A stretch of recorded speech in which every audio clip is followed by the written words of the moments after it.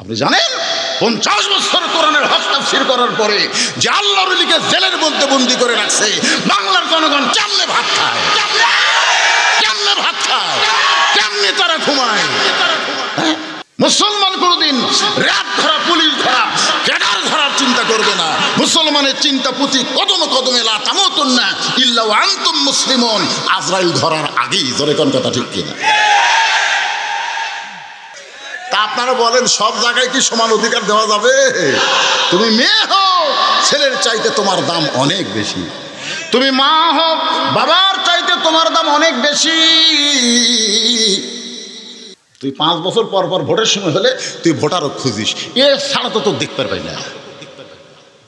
এটা হলো আমাকে রে মানুষের তৈরি করা আইনের সমাজের নেতা। আর আল্লাহর কোরআনের রাষ্ট্র যখন চালু হবে তখন নেতা খোঁজা লাগবে না, নেতারাই দুঃখী মানুষকে খুঁজে বেড়াবে। জোরে কোন কথা ঠিক কিনা? এই মুসলমানের ঘরে হিন্দুদের পূজার বাদ্য বাজতেছে আর হনুমানের পায়ে কোরআন শরীফ থসে, তাই কলজা জ্বলতিছে। হনুমানের পায়ে কোরআন শরীফ, আরে হনুমান যে তোর ঘরের মধ্যে ঢুকে ড্যান্স করতেছে।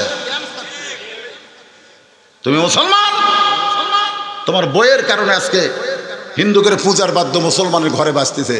2-1টা বউ তালাক দিছে, কথা কন না কেন? দিবার চাচ্ছেন, দিবারও চান নেই। শাকিব খান সুন্দর কিন্তু ভালো না।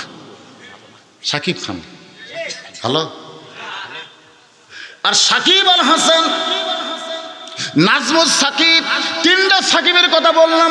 একটা হলো সাকিব খান চিত্রনায়ক, একটা হলো সাকিব আল হাসান ক্রিকেট খেলে, আর একটা হলো নাজমুস সাকিব 125টা দেশের মধ্যে গোল্ডেন পুরস্কার পাইছে 30 পারা কোরআন হাফেজের জন্যে। এই 3টার মধ্যে ভালো কোনটা? নাজমুস সাকিবের সাথে বিয়ে বসবে? এখনকার মেয়েরা বসবি? যদি কওয়া হয় 3টা ছেলে দিলাম, একটা সাকিব খান, একটা সাকিব আল হাসান, আর একটা নাজমুস সাকিব। দেখেন, ইমানদারকে লক্ষ্য করে আল্লাহ বলতেছেন তোমাদের 1 নম্বর আমল নামাজ, 1 নম্বর আমল রোজা, 1 নম্বর আমল হজ, এগুলো একটাও 1 নম্বর আমল না। 1 নম্বর আমল হচ্ছে আত্তাকুল্লাহ। ভয় করতে হবে কাকে? আল্লাহ ছাড়া অন্য কারো ভয় করা যাবে, কিন্তু বর্তমানে আমাদের অন্তরে আল্লাহর চাইতে কার ভয় বেশি? হ্যাঁ, একটু মনোযোগ দিয়ে শুনবেন। শাব্দিক অর্থ হলো হাক্কা তুকাতিহি, নিয়ম মতো ভয় করো, নিয়মের মধ্যে থাকো, যেমন ভয় করা লাগবে তেমন ভয় করো। আর মুসলমান না হইয়া তোমরা মৃত্যুবরণ করো। আমাদের সকলের সামনে মৃত্যু আছে না নাই? মৃত্যুকে সামনে নিয়ে এই আয়াতের উপরে আলোচনা হচ্ছে। আপনারা সকলে একটু মনোযোগ দিবেন। জোরে কোন কি যোগ? মনোযোগ দিয়ে শুনবেন ইনশাল্লাহ। কিন্তু অনেকে মনোযোগ দিবার চাইলেও তো মনোযোগ দিবার পারবেন না। হয়তো বলবেন হুজুর কেন পারবো না? ও যে মমতাজ একটা গান গাইছে, মনে যদি পচন ধরে গন্ধ কিরে পাওয়া যায়, চোখে তারে যায় না দেখা, ওষুধ দিবা কোন জায়গায়? আপনাকে যদি কারো মনে পছন্দ ধরে, ধরে কোন কি ধরে, তাহলে তো মনোযোগ দিবার পারতেছেন না। আল্লাহ কোরআনে বললেন ইন্নামাল মুমিনুনা আল্লাযীনা ইযা যুকিরাল্লাহু ওয়াজিলাত কুলুবুহুম ওয়া ইযা তুলিয়াত আলাইহিম আয়াতুহু যাদাতুহুম ঈমানা ওয়া আলা রাব্বিহিম ইয়াতাওয়াক্কালুন। ইয়া আইয়ুহাল্লাযীনা আমানুর উপরে ব্যাখ্যা হচ্ছে মুমিন কারা। মুমিন কারা? পাইকারি হারে সবাইকে মুমিন বলা যাবে না। আল্লাহ বলেছেন অমিনান নাসি মাইয়াকুলু আমান্না বিল্লাহি ওয়া বিল ইয়াউমিল আখিরি ওয়া মা হুম বিমুমিনিন। আখিরাতকে বিশ্বাস করে, আল্লাহকে বিশ্বাস করে, এরপরও আল্লাহ বলেছেন তারা মুমিন না। তাহলে কি তারা? না না, তারা যে মুমিন নয় তাহলে তার কি একটা ডিগ্রি আছে? তো না না, কাফের পরে ওরা তো আখিরাত বিশ্বাস করে, ওরা আল্লাহ বিশ্বাস করে। অমিনান নাসি মাইয়া কুলু কি বলতেছে? আমান্না বিল্লাহি, আমরা কার প্রতি ঈমান আনছি? ওয়া বিল ইয়াউমিল আখিরি, আমরা আখিরাতের প্রতিও বিশ্বাস স্থাপন করেছি। আল্লাহ বলেছেন অমা হুম বিমুমিনিন, তারা মুমিন নয়। এইরকম মুনাফিক আমাদের বাংলাদেশে কম না বেশি? বেশি। এই মুনাফিকটা তৈরি হয় কার মধ্যে? আল্লাহ রাসূল বলেছেন ইহুদির মধ্যে কোনো মুনাফিক নাই, খ্রিস্টানের মধ্যে কোনো মুনাফিক নাই, হিন্দুর মধ্যে কোনো মুনাফিক নাই, কাফেরের মধ্যে কোনো মুনাফিক নাই, মুসলমানের ভিতরেই মুনাফিকের আবাদ হয়। আবাদ। এখন আমার সামনে যারা আমরা বসেছি আমরা সকলেই ইমানদার। ইমানদারকে লক্ষ্য করে আল্লাহ বলতেছেন ইমানদারের 1 নম্বর বৈশিষ্ট্য হলো ইজা যুকিরাল্লাহু ওয়াজিলাত কুলুবুহুম, যখন তাদের সামনে আল্লাহর জিকির হবে ওই জিকিরের কারণে তাদের অন্তরের মধ্যে তড়পড় করবে। আপনার বলেন তো সেই জিকিরের নাম কি? যেই জিকিরে মুমিনদের অন্তরের মধ্যে তড়পড়ানি হবে, অন্তরের মধ্যে কম্পন সৃষ্টি হবে, সেই জিকিরের নাম কি? সেই জিকিরের নাম কি? এক একজন এক একটা করলে হবে না তো, সবাই মিলে একটা করেন। সেই জিকির হলো ইন্না নাহনু নাযালনা যিকরা ওয়া ইন্না লাহু লাহাফিজুন। একজন ওই কোণার থেকে আল্লাহু আকবার কবার চাইছিল, ওইও পুরোপুরি কয়নি। আর আপনারা তো বলতেছেন না। আপনারা কোন দলের মানুষ বারে? হ্যাঁ, বাংলাদেশে বড় বড় যেগুলো দল আছে, আওয়ামী লীগ কোন, বিএনপি কোন, এরা আল্লাহু আকবার কয় না। ওরকে পার্টির আমি বহু মিছিল দেখছি, বহু মিছিল, হাজার হাজার লোক মিছিল করতেছে। এর মধ্যে ভুলে কেউ যদি কয় লিল্লাহে তাকবীর, যদি কেউ কয় সাথে সাথে ওর কর্মীর থেকে নাম কাটে দিবে। ধরে কোন কথা ঠিক এইটা দিলি কেন? এইটা তো অমুক দলের তাকবীর। আপনারা বলেন তো আল্লাহু আকবার কি কোনো দলের না মুসলমানের? তাহলে কোরআনের আয়াত যখন তেলাওয়াত বক্তা শেষ করবে সঙ্গে সঙ্গে ঈমান বাড়ার কারণে আপনি আল্লাহু আকবার বলবেন। আর এইটা যদি না বলেন তাহলে শয়তান তো আপনার কাছেই থাকবে। শয়তানকে তাড়ানোর জন্য কি বলা লাগবে? সুবহানাল্লাহ, সুবহানাল্লাহ। কেউ যদি সারা দেবেন সুবহানাল্লাহ আলহামদুলিল্লাহ সুবহানাল্লাহ আলহামদুলিল্লাহ বলে, শয়তান ওর কাছেই থাকবে। আর যে আল্লাহু আকবার বলবে শয়তান বাতাস ছাড়তে ছাড়তে পালায়া যাবে। তা আমরা কি শয়তানকে কাছে রাখবো না দূরে রাখবো? ইন্না শয়তানা লাকুম আদুউন ফাত্তাখিযুহু আদুওয়ান। আল্লাহ বলেছেন শয়তান তোমাদের শত্রু, তোমরাও শয়তানকে শত্রু হিসাবে ধরো। তো যখনই কোরআনের আয়াত আমি যখনই পড়ব শেষ করার সাথে সাথে আপনারা আপন ইচ্ছায় কি বলবেন? আল্লাহু আকবার। মুমিনদের বৈশিষ্ট্যের কথা বলা হচ্ছে। 1 নম্বর হলো তারা যখন জিকির করবে, কার জিকির? সেই জিকিরের নাম কি? এই কোরআন। ওয়াজিলাত কুলুবুহুম, তখন তাদের অন্তরের মধ্যে কম্পন সৃষ্টি হবে। ওয়া ইজা তুলিয়াত আলাইহিম আয়াতুহু যাদাতুহুম ঈমানা। আর যখন এই কোরআন নামক জিকির থেকে আয়াত তেলাওয়াত করবে, এই তেলাওয়াতের কারণে আল্লাহ তাদের ঈমানের জজবা বাড়ায়া দিবে। এখন আপনাদের কাছে আমার প্রশ্ন হলো, তেলাওয়াত মানে কি? পড়া। গিরিশচন্দ্র সেন কোরআন পড়িছে, কোরআনের বাংলা অর্থ পর্যন্ত লিখেছে, মরার সময় রাম রাম করে মরে গেছে। এখন আপনারা চিন্তা করতেছেন তেলাওয়াত মানে যদি পড়া হয়, বাংলাদেশে বহু লোক কোরআন পড়ে খাচ্ছে। আমার এলাকার কোনো মুরব্বী মারা গেলে, আমার এলাকার বগুড়া জেলার একটা নিয়ম হলো, কেউ মরলি ওই গ্রামে 10 জন হুজুর আছে। ধরে কোন কয়জন? মুন্সি। আমাদের এলাকায় কই মুন্সি। কেউ মরলি ওরা কয় আলহামদুলিল্লাহ। ও মুন্সিকের কাছে যদি মরার খবর যায় ওরা ইন্না লিল্লাহ কয় না, ওরা কয় আলহামদুলিল্লাহ। তো জিজ্ঞাসা করা হয় মানুষ মরলে ইন্না লিল্লাহ কোয়া লাগে, আপনার আলহামদুলিল্লাহ খন কেন? বলে 2 মাস হলে একটা লোকও মরেনি, আমাকে খাওয়াও নেই। মরিছে, এখন খাওয়ার দাওয়াত পাবে। তাই আমি এক মুন্সিরে জিজ্ঞাসা করছিলাম কেমনে দাওয়াত? বলে কোরআন পড়ে খাওয়া। আমরা 10 জন 3 পারা করে ভাগ করে 30 পারা পড়ি। কোরআন শরীফ যখন পড়া শেষ হয়ে যায় তখন আমরা দোয়া করি, আল্লাহ যে মাইয়াতের জন্য 30 পারা কোরআন পড়লাম, আমরা যা পড়লাম এর সওয়াব সব মাইয়াতকে দিয়ে দাও। তখন মায়াতের ছেলে খুশি হয়ে আমাকে পকেট ভরে টাকাও দেয়, খাবারও দেয়। আমি বললাম এই নিয়ম কোরআন হাদিসের কোন জায়গাতে আছে যে আপনি কোরআন পড়বেন আর অন্য লোক সওয়াব পাবে? এরকম একটা হাদিস দেখান। বরং হাদিসে আছে যে লোকটা কোরআন পড়বে প্রতি অক্ষরে আল্লাহ তাকে 10টা করে নেকি দিবে। একবারে কি গোটা কোরআন পড়বে না একে একে পড়বে? তারপরে যখন বলছে আলিফ, সাথে সাথে 10 লেখা শেষ, লাম 10 লেখা শেষ, মিম 10 লেখা শেষ, জালিকাল কিতাব প্রতি অক্ষরে 10টা করে লেখা শেষ হয়ে যাচ্ছে। তো আপনি পড়তে পড়তে লেখাও শেষ হয়ে গেছে, পরে যদি আপনি বলেন সওয়াব উমুক দেও, তখন ফেরেশতা কবে আল্লাহ একই সওয়াব কয়বার? একই সওয়াব কয়বার? ওই তো আর আমল নামায় পাইয়াই গেছে, আবার সালাম দিবার চাই, এটা কি? আল্লাহ বলতেছে এই মুনশিদের কারণে বাংলাদেশে কোরআনের ভিতরে মানুষের যে মহব্বত, এই মহব্বত কমে গেছে। জোরে কোন কথা ঠিক কিনা?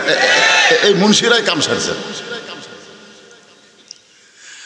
এখন তেলাওয়াত মানে কি এখনো বোঝেন নাই? তেলাওয়াত মানে আমাদের বুঝতে গেলে একটু খেয়াল করা লাগবে। কোরআন পড়তে হবে, কোরআন বুঝতে হবে, কোরআন মোতাবেক নিজের জীবন পরিচালনা করতে হবে। যেরকম সাহাবীরা বলছিল হুজুর ঈমান কি, আমরা হলে বলতাম লা ইলাহা ইল্লাল্লাহ মুহাম্মদ রাসূলুল্লাহ, এটাই ঈমান।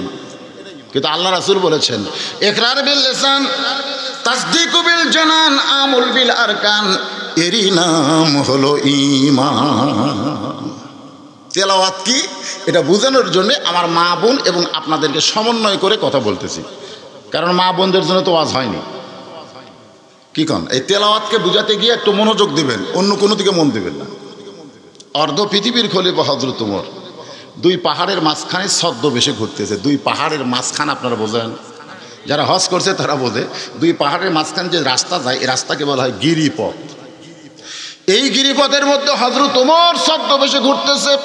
হঠাৎ হযরত ওমর দেখতে পায় 2 পাহাড়ের মাঝখানে গিরিপথে একটা সুন্দরী মেয়ে ধীর গতিতে হেঁটে হেঁটে আসতেছে। মেয়েটার সামনেও কোনো মানুষ নাই, পিছনেও কোনো মানুষ নাই। মেয়েটা একা একা ধীর গতিতে হাঁটতেছে। এখান থেকে প্রমাণ হয়ে গেল মেয়েরা যখন হাঁটবে ওদের হাঁটা জোরে চলবে না, ধীরে ধীরে হাঁটতে হবে। ঠিক? ওমর ফারুক আসমানের দিকে তাকালেন। কোন দিকে? আপনারাও মাঝে মধ্যে তাকাবেন। আসমানের দিকে তাকালে ঈমান বাড়বে, ঈমান বাড়বে। আল্লাহ কোরআনে বলেছেন সুম্মারজিল বাসার কাররাতাইনি ইয়ানকালিবু ইলাইকাল বাসারু খাশিআও ওয়া হুয়া হাসীর। তাকাছেন কোনদিন? আমরা তো তাকাই দিই, তাকে থেকে দেখতেছে। আমার বউ আমাকে কইছে যেখানে যাবেন আগে তাকে দেখবেন। পুলিশের গাড়ি, র্যাবের গাড়ি, বর্তমান সরকারের কোনো ক্যাডার, এরা যদি আশেপাশে থাকে তাহলে তেল তেলা মেরে চলে আসবে। আমি বললাম কেন তেল তেলা মারবো? বলে আপনার পুলিশ ধরবি না, এই জন্য তেল তেলা বাস করবেন যেন ধরবে আর না পারে। আমি আমার বউয়ের কপালে চুমা দিলাম। বউ আমার কথায় খুশি হয়েছে না? বললাম না। তো চুমা দিলেন কেন? বলে চুমা দেওয়ার কারণ হলো তুমি আমাকে দেখো আর হয়তো দেখা হবি না। বউকে কেন? এর আগে তো আপনার কয়েকবার ধরছে, তারপরে তো ছাড়ে দিছে, দেখা হচ্ছে তো। আমি বললাম পাগলি, তুমি চিন্তা করো পুলিশ ধরা আর আমি চিন্তা করি আজরাইল ধরা। আজকে যদি আমাকে আজরাইল ধরে, বউ কান্দার কই এই চিন্তা আমি কোনোদিন করি না। কান্দিস গে, কান্দিস গে, কান্দিস গে। বলি এই চিন্তা তো আমি কোনোদিন করিনি। বলে এইটাই তো চিন্তা রে মতো বলে। মুসলমান কোনোদিন র্যাব ধরা, পুলিশ ধরা, ক্যাডার ধরার চিন্তা করবে না। মুসলমানের চিন্তা প্রতি কদমে কদমে লা তামুতুন্না ইল্লা ওয়া আনতুম মুসলিমুন, আজরাইল ধরার আগেই। জোরে কোন কথা ঠিক কিনা? কোন দিকে দেখবেন? মানিস তাওয়া আলাল আরশ। হযরত ওমর আসমানের দিকে তাকালেন, তাকায় বলতেছেন আল্লাহ তোমার দুনিয়ায় এত সুন্দরী মেয়ে, আলহামদুলিল্লাহ তোমার দুনিয়াতে এত সুন্দরী মেয়ে। ওমর ফারুক যে মেয়েটাকে দেখলেন, মেয়েটার চেহারা দেখে সুন্দরী বলতেছেন না, মেয়েটার গোটা শরীরে আল্লাহর পর্দার আইন। মেয়েটা যদি দেখতে কালো হয়, মেয়েটা যদি দেখতে খাটো হয়, মেয়েটা যদি গরিব হয়, এরপরও আল্লাহর কোরআনের আইন পর্দা যদি মেনে চলে, আল্লাহর ইসলাম কেবলমাত্র ওই মেয়েদেরকেই সুন্দরী বলে। পরিমণি কেরে যুবা জিজ্ঞাসা করা হয়, সুন্দরী কে? পরিমণি। পরিমণি পরিমণি কিন্তু সুন্দরী না, পরিমণি হলো বিশ্ব বেহায়া। জোরে কোন কথা ঠিক কিনা? আমি যেই বলবো বেপর্দা নারী যারা, আপনারা বলবেন বিশ্ব বেহায়া তারা, বলতে পারবেন না?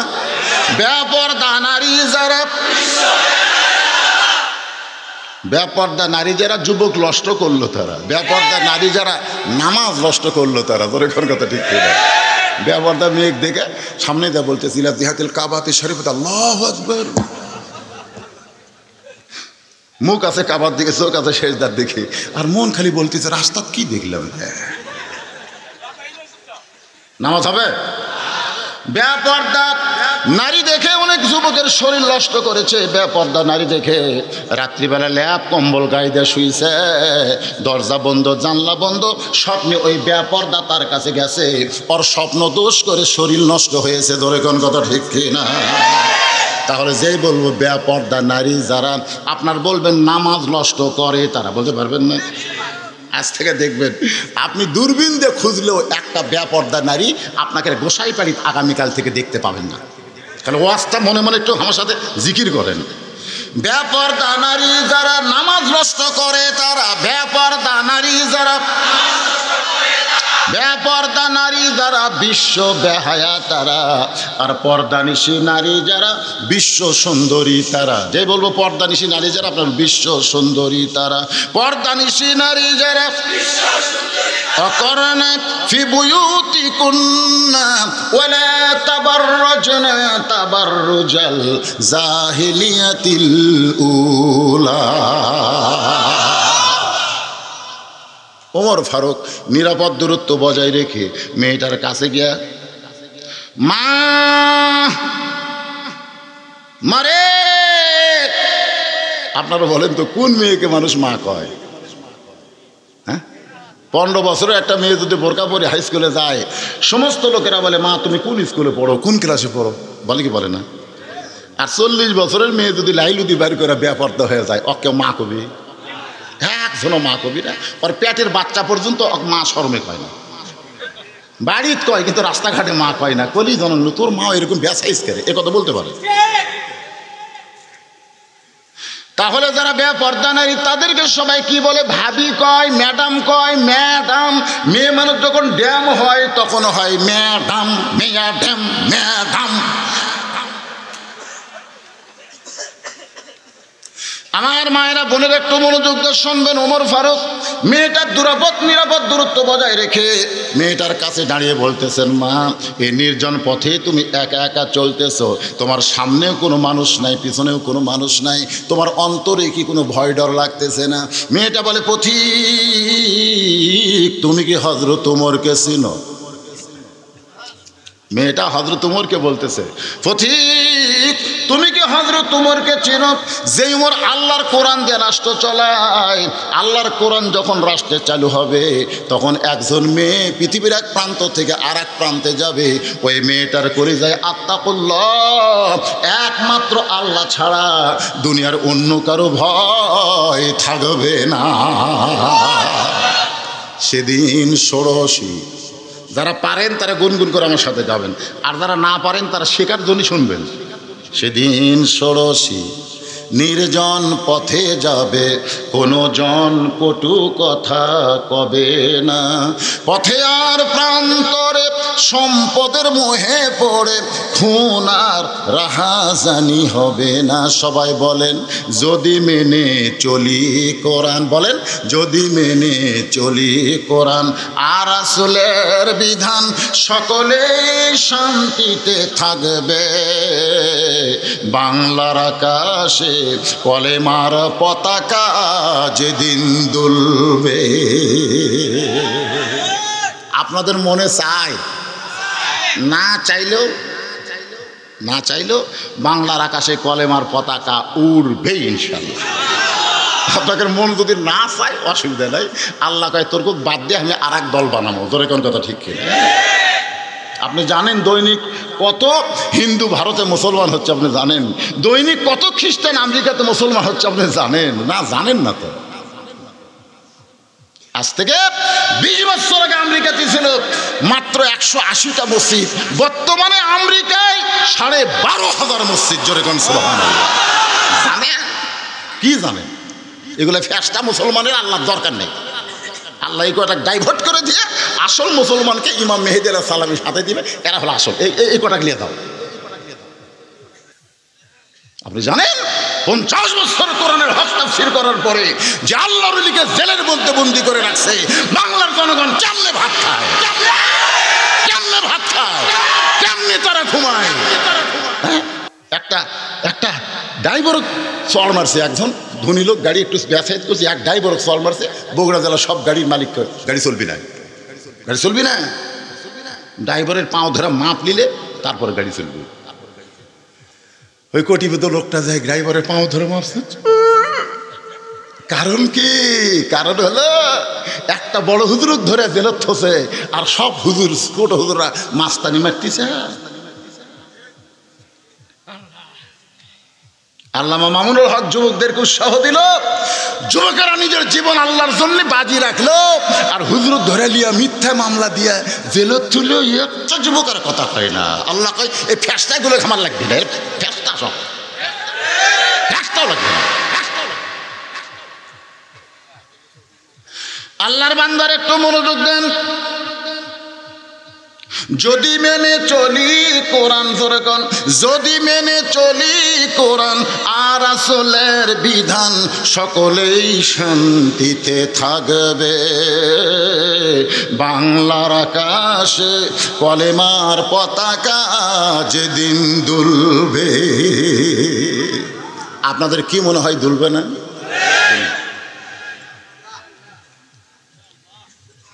কি বাজান, দুলবে না?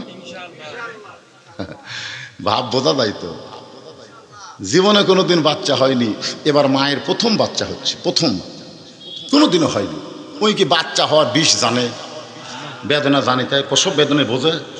কিন্তু যেই পেটে বিষ শুরু, মরে যাবো, গলার দড়ি দিব, এই জীবন আর রাখবো না। দাদি নানি দৌড়ে আসে, খালি মুসকে মুসকে হাসে। ওইকে আমি মরে যাচ্ছি পেটের বিষে, আর তোমরা হাসো কেন? বলে একটু ধৈর্য ধর, ইন্নাল্লাহা মা'আস সাবিরিন। একটু ধৈর্য ধর, দাঁতের উপর দাঁত দে, এই ওই দাঁতের উপর দাঁত দে আছে। এদিকে বাচ্চা ধাত্রীমা ধরতেছে, ওই বেঁস হয়ে গেছে, রক্ত খালি গলগল হয়ে পড়তেছে। প্রথম যে বোঝেন না, প্রথম যে মা বেহুশ হয়ে গেছে। বাচ্চা যখন বের করা হলো, এমন সময় করা সন্তান কাঁদতেছে। ওই সন্তানের কান্না মায়ের কানে পড়ার সঙ্গে সঙ্গে মা হুঁশ ফিরাইছে। এবার মার কাছে যখন সন্তান দেয়, মা আস্তে করে হাতের মধ্যে নিয়ে কপালে একটা চুমা খায়। দাদি নানি তিরস্কার বলে, এর জন্যই তুই গলার দড়ি দিবার চাইলি, এর জন্যই মরবার চাইলি, তাহলে এর আবার চুমু দেশ কেন? মা কান্দার বলে, দাদি গো, এত কষ্টের পরে যেমন শান্তি পাবো এইটা কোনোদিন কল্পনা করি নাই। আজকে বাংলার মুসলমান কষ্ট করো, নির্যাতন হবে, রিমান্ড হবে, জেল হবে, এরপরে কলেমার পতাকা বাংলার আকাশে উড়বে ইনশাআল্লাহ। মেয়েটা বলে, পথিক তুমি কি হযরত উমরকে চিনো? যদি হযরত উমরকে চিনতা তাহলে এরকম বেসাইজা কথা বলতে না। উমর যেদিন থেকে কোরআনের রাষ্ট্র চালু করেছে, সেদিন থেকে একটা নারী পৃথিবীর এক প্রান্ত থেকে আর এক প্রান্তে যাবে, ওই নারীর কলিজায় একটা মাত্র ভয় থাকবে, কার? তাহলে কোরআনের আইন যতদিন বাংলাদেশে চালু না হবে ততদিন পর্যন্ত আত্মাকুল্লাহ ডিগ্রি আমাদের অর্জন করা কঠিন। ঠিক, খুব কঠিন। ওমর ফারুক বলতেছেন, মা এই নির্জন পথে তুমি একা একা চলতেছো, তোমার সাইজ দেখে, তোমার চলার সাইজ দেখে আমার মনে হচ্ছে তুমি একজন দুঃখী নারী। জ্ঞানী মানুষ তো হাঁটন টাটন দেখলে বুঝতে পারে। আমার মনে হয় তুমি একজন দুঃখী নারী। মেয়েটা বলে, পথিক আসলেই আমি একজন দুঃখী নারী। আজকে 6 দিন হলে হযরত উমরকে খুঁজে বেড়াই। আমি একজন দুঃখী নারী, হযরত উমরকে খুঁজে বেড়াই। উমর ফারুক বলতেছেন, মা উমরকে তুমি জানো যে উমর হলো অর্ধ পৃথিবীর খলিফা, উমর হলো অর্ধ পৃথিবীর রাষ্ট্রপতি। সেই উমরকে তুমি 2 পাহাড়ের মাঝখানে খুঁজতেছো। উমরকে খুঁজতে গেলে বঙ্গভবন যাও, উমরকে খুঁজতে গেলে সংসদ ভবনে যাও, উমরকে খুঁজতে গেলে গণভবনে যাও। ওই বঙ্গভবন, সংসদ ভবন, গণভবন বাদ দিয়া তুমি 2 পাহাড়ের মাঝখানে কি ছাগল খুঁজতেছো, না দুম্বা খুঁজতেছো, না উট খুঁজতেছো? মেয়েটা বলে, পথিক তুমি জানো না, যখন কোরআনের রাষ্ট্র চালু হবে দুনিয়ায় তখন নেতা খোঁজা লাগবে না, নেতারাই দুঃখী মানুষকে খুঁজে বেড়ায়। কোরআনের রাষ্ট্র যখন চালু হবে তখন এমপি খুঁজবার জন্য ঢাকার যাওয়া লাগবে না, ভোট লয় আপনার, আর শালারা বসা থাকে গুটি। হ্যাঁ, খালি 5 বছর পর পর দেখবার আসে। চাচার বাড়ির যে ডাক দিতে, চাচা বাড়িতে আছেন? চাচি বলতেছে, তোমার চাচা তো মধুপুর বাজারে গেছে। মধুপুরি যাচ্ছি। হায় নেতার কি খোঁজ। চাচা মধুপুর বাজারে পায় বলতে, চাচা আসসালামু আলাইকুম, কেমন আছেন? আপনার বাড়িতে গেছিলাম। চাচি বললো, আপনি নাই, মধুপুর গেছেন, এই জন্য মধুপুরে আছি। চাচা মুসকে হাসি আর কয়, তুই সেই নেতা, ভোটর দাঁড়াচ্ছি তাই না? তুই ভোটর দাঁড়াস, তুই 5 বছর পর পর ভোটের সময় হলে তুই ভোটারও খুঁজিস, এ ছাড়া তো তোর দেখতে পারবি না। এটা হলো আমাকে মানুষের তৈরি করা আইনের সমাজের নেতা। আর আল্লাহর কোরআনের রাষ্ট্র যখন চালু হবে তখন নেতা খোঁজা লাগবে না, নেতারাই দুঃখী মানুষকে খুঁজে বেড়াবে। তোর এখন কথা ঠিক কিনা? মেয়েটা বলে, পথিক আমার ইমান বলতেছে 6 দিন হলে হযরত উমরকে খুঁজতেছি, আর 1 দিনের মধ্যেই হযরত উমরকে পেয়ে যাব। আপনারা বলেন তো, মেয়েটা পাইছে কি পাই নাই? মেয়েটা কি বলতেছে? আমার ইমান বলতেছে, আমার ইমান। আমাদের মনের কথা বললে হবে না, ইমান কি কয়? ইমান আছে না নাই? একটু খেয়াল করে দেখেন তো, ইমান কি কয়? আমার ইমান বলতেছে আজকে 6 দিন হলো হযরত উমরকে খুঁজতেছি, আর 1 দিনের মধ্যেই তাকে পেয়ে যাব। সঙ্গে সঙ্গে উমর ফারুক বললেন, মা তুমি যেই উমরকে 6 দিন হলে খুঁজতেছ, আমি হইলাম সেই উমর, হাক্কা তুকাতিহি। আত্তাকুল্লার পরে একটু খেয়াল করবেন, আমি হইলাম সেই উমর। সঙ্গে সঙ্গে মেয়েটা বলতেছে, আমিরুল মুমিনিন আপনি যদি সেই উমর হন তাহলে চোরের মতন একা ঘুরতেছেন, আপনার কোনো র্যাবও নাই, কোনো পুলিশও নাই। আমাকে নেতা ফেরাউনের এলাকার মাস্তানি মারে, চারিদিকে পুলিশ থুয়া, জিনিস রে নেতা পুলিশ ছাড়া মাঠও তাইতো দেখি। হ্যাঁ, এই মুরাদ হাসানকে আমি বলবো, 1 কিলো রাস্তা তুই পুলিশ ছাড়া হাঁটতো দেখি, কত বড় মরদ। আর আমি বদরুল রশিদ গোটা বাংলাদেশ হাঁটবো, কোনো মানুষ আমার কিছু করবে না, পুলিশ হয়তো ধরবার পারে। ধরে কোন কথা ঠিক করে, কারণ যেই পুলিশেরা নেতা করে পাওয়ার দেয় সেই পুলিশেরা হক কথা বলা বক্তাকে দেখতে পারে না। ধরে কোন কথা ঠিক? চোরের মতন আপনি অর্ধ পৃথিবীর প্রেসিডেন্ট, আপনি চোরের মতন একা ঘুরতেছেন, আপনার কোনো র্যাবও নাই, পুলিশ নাই, আপনার কোনো স্যামসা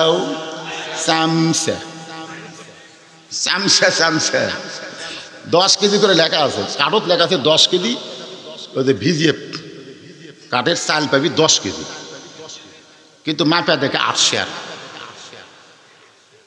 তখন একজন ওই একটু সাহস করে চেয়ারম্যান লোকমা দিচ্ছে, লোকমা বোঝেন না। তখন আপনি কোরআনের রাষ্ট্র চালু করে বললেন, যেখানে মুসলমানের কোরআন চলবে ওই জায়গার মধ্যে কোনো জেলখানার দরকার হবে না, জেলখানার দরজাগুলো মুক্ত করে দিলেন। এখন জেলখানা থেকে বের হয়ে আমি যাব কোথায়? কারণ আমার বাবা খ্রিস্টান, আমার দাদা খ্রিস্টান, আমি খ্রিস্টানদের ঘর থেকে মুসলমান হয়েছি। এখন এই 18 বছর বয়স আমি কোথায় যাব?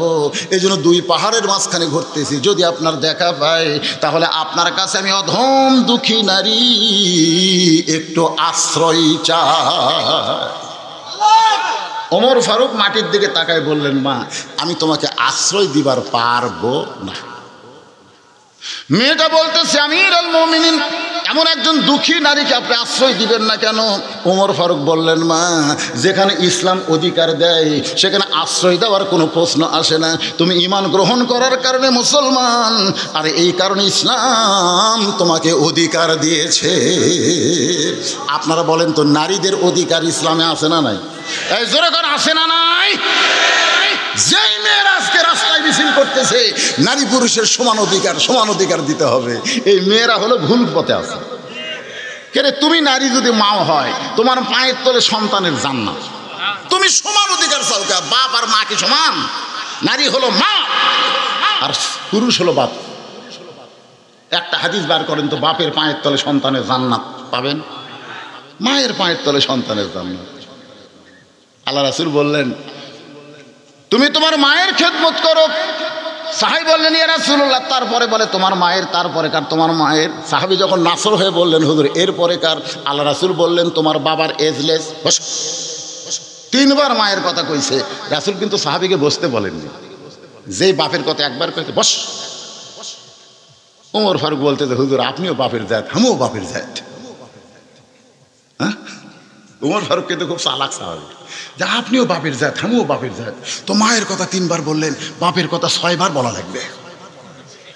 তা আল্লাহ রাসূল কয়, ওমর তোমার দলিল কোথায়? বলে, দলিল হলো আর রিজালু কাওয়ামুনা আলান নিসা, পুরুষ থাকবে নারীদের উপরে, তাহলে নারী মায়ের হবে 3 বার আর পুরুষ বাপের হবে 6 বার। আল্লাহ নবী বলেন, ওমর তুমি শুধু আর রিজালু কাওয়ামুনা আলান নিসা দেখেছো, তুমি কি দেখেছো ওয়াসাইনাল ইনসানা বিওয়ালিদাইহি ইহসানান হামালাতুহু উম্মুহু, বাবা আনন্দে মাতিয়া সাগরে ভাসাইয়া সেই যে চইলা যায় খবর লয় না, মাজন ধরিয়ায় উদরে কতই কষ্ট করে, 10 মাস পরে পায় প্রসবের বেদনা, এমন দরদি হবে কেউ হবে না আমার মা গো। কিছুই কয় না বারে, সুবহানাল্লাহ কবির না? কার দাম বেশি, মায়ের না বাপের? তাহলে মিছিল করতেছে নারী পুরুষের সমান অধিকার দিতে হবে, দিতে হবে, দিতে হবে। আমি একজন মেয়েকে বলছিলাম, কে রে মা, তোমরা যে পুরুষের সমান অধিকার চাও, এই অধিকার পাইলে তোমাকে লাভ কি? পুরুষের সমান যে অধিকার তোমরা চাচ্ছ, যদি দিয়ে দেয় তোমাকে অবস্থা কি হবে? কয় হুজুর কি হবি? আমি একটা দৃষ্টান্ত শোনো। জালা আর জালানি, স্বামী আর স্ত্রী পদ্মা নদীর চরে অস্থায়ী ঘর বানাতে ইলিশ মাছ ধরার জন্য। কি মাছ? চাটাইয়ের ঘর। হঠাৎ একদিন উঠছে ঝড়, 1-1 ঘন্টা হয় ঝড় থামে না। তো স্বামী জালা বলতেছে, আমার তো পেশাব লাগছে রে, কি করি? বউ বলতেছে, দরজা খোলা যাবে না, দরজা খুললে বাইরের বালিটালি এসে কাপড় চোপড় সব মেখে দেবে। স্বামী কয়, যে জোরে পেশাব লাগছে তার ঘরত করি। এত বড় মানুষ ঘরত পেশাব করলে দুর্গন্ধ হবে। স্বামী কয়, কি করি? বউ বলতেছে, ধৈর্য যদি ধরবার না পারো তুমি আমার কান্দর চলো। কান্দর চড়ে চাটায়ের ঘর একটা শুটুম করে ওই দিক দিয়ে কাম সারে, কারণ আল্লাহ পুরুষকে যে যন্ত্র দিয়েছে ওটা করা যাবে। তো এই বইয়ের কান্দর চড়ে চাটাই এরকম গোল করে কাটে ওই দিক দিয়ে যন্ত্র বের করে পেশাব করছে। 1-1 ঘন্টা হয় ঝড় থামে না। বউ কয়, আমারও তো পেশাব লাগছে। স্বামী বলতেছে, শুটুম তো করাই আছে, তোমার তো নতুন করে করা লাগবে না, তুমি ওর কান্দর চড়ো, শুটুং দিয়ে পেশাব করো। এবার বউ স্বামীর কান্দর চড়ে পেশাব করে, স্বামীর বুক ভিজা যায়। স্বামী কয়, কোথায় পেশাব করিস? আর পরে ঘুম পাকায়। বউ কয়, মরার স্বামী জানো না সব জায়গার সমান অধিকার চলে না? তা আপনারা বলেন, সব জায়গায় কি সমান অধিকার দেওয়া যাবে? তুমি মেয়ে হও, ছেলের চাইতে তোমার দাম অনেক বেশি। তুমি মা হও, বাবার চাইতে তোমার দাম অনেক বেশি। আল্লাহর বান্দারা বিরক্ত হচ্ছেন, কারণ তুলে দিয়েছেন রাত 10টার পরে। ওয়াজ এরকম করে করে করা লাগবে। হ্যাঁ, 3টা পর্যন্ত ওয়াজ করে আগামীকাল কি বাড়ির ঘুম পাড়বে? কি করবি?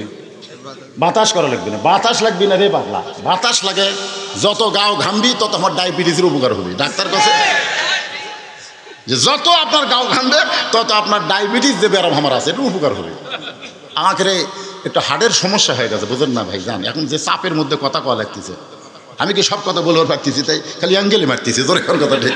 যেগুলো ডাইরেক্ট মারতাম এই কিছুদিন আগে, সেগুলো এখন অ্যাঙ্গেলে মারা লাগতেছে, বুদ্ধি নাই তো। তো সাপ নাই, আমাকে একটা সাপ নাই। এই সাপে তো পৌষ মাসে বা এই অগ্রহণ মাসে আমি ঘামতেছি। আল্লাহর বান্দার একটু মনোযোগ দেন। মেয়েটা বলতেছে আমির আল মুমিনিন, আল্লাহর কোরআন দিয়ে যখন রাষ্ট্র চলবে তখন জেলখানার দরজা বন্ধ থাকবে, কারণ জেলখানার কোনো দরকার হবে না। কোরআনের আইন হলো ডাইরেক্ট অ্যাকশন। জোরে কোন কি অ্যাকশন? ডাইরেক্ট অ্যাকশন, এটা হলো কোরআন। জেলখানা বন্দি করছে মুরগি চোর, রাত্রে বিছনা হতো ডাকাতের কাছে। তো ডাকাত তখন বলতেছে কে ভাই তুই কি অপরাধ করে জেলখানা থাকছিস? মুরগি চুরি। মারছে লাগতি স্যার, আমি 3টা খুন করে জেলে যাচ্ছি, আমার কাছে কোনো চোরের বিছনা হবে না। তখন চোর ডাকাতের পাও ধরে বলতেছে খালি বের হই, খালি বের হই, এরপরে ঢুকলে আমি আর চোর হয়ে ঢুকবো না, আমি ডাকাত হয়ে ঢুকবো। জেলখানার মধ্যে গেলে খারাপের কারণে মানুষ খারাপ হয়, আবার অন্যায়ভাবে ভালো মানুষকে জেলখানায় রাখলে, একটা হিন্দু পর্যন্ত কয়েকদিন আগে সাইদি হুজুরের হাতে মুসলমান জেলখানায়, ধরে কোন সোহান। এই হিসাবে বর্তমানে ভালো মানুষ জেলখানা যাওয়া দরকার। মেয়েটা বলতেছে আমির আল মুমিনিন, আমি আপনার কাছে একটু আশ্রয় চাই। উমর ফারুক বললেন মা তুমি যখন ঈমান গ্রহণ করে মুসলমান হয়েছ তখন তুমি উমরের কাছে আশ্রয় চাইবা না, ইসলাম তোমাকে অধিকার দিয়েছে। মেয়েটা বলে আমির আল মুমিনিন ইসলাম আমাকে কি অধিকার দিল? উমর ফারুক বলতেছে তোমার বয়স কত? মেয়েটা বলতেছে বর্তমান বয়স হলো 18। ওমর ফারুক বলেন মা 18 বছরের একজন যৌবরা মেয়ের ইসলাম 1 নম্বর অধিকার দিল ভালো একটা ছেলের সঙ্গে বিয়া বসা। ভালো একটা ছেলের সঙ্গে কি বসা? ভালো ভালো সুন্দর না। শাকিব খান সুন্দর কিন্তু ভালো না। শাকিব খান ভালো, আর শাকিব আল হাসান, নাজমুস সাকিব, 3টা সাকিবের কথা বললাম। একটা হলো সাকিব খান চিত্রনায়ক, একটা হলো শাকিব আল হাসান ক্রিকেট খেলে, আর একটা হলো নাজমুস সাকিব 125টা দেশের মধ্যে গোল্ডেন পুরস্কার পাইছে 30 পারা কোরআন হাফেজের জন্যে। এই 3টার মধ্যে ভালো কোনটা? নাজমুস সাকিবের সাথে বিয়ে বসা বসবে? এখনকার মেয়েরা বসবি? যদি কওয়া হয় 3টা ছেলে দিলাম, একটা সাকিব খান, একটা সাকিব আল হাসান, আর একটা নাজমুস সাকিব।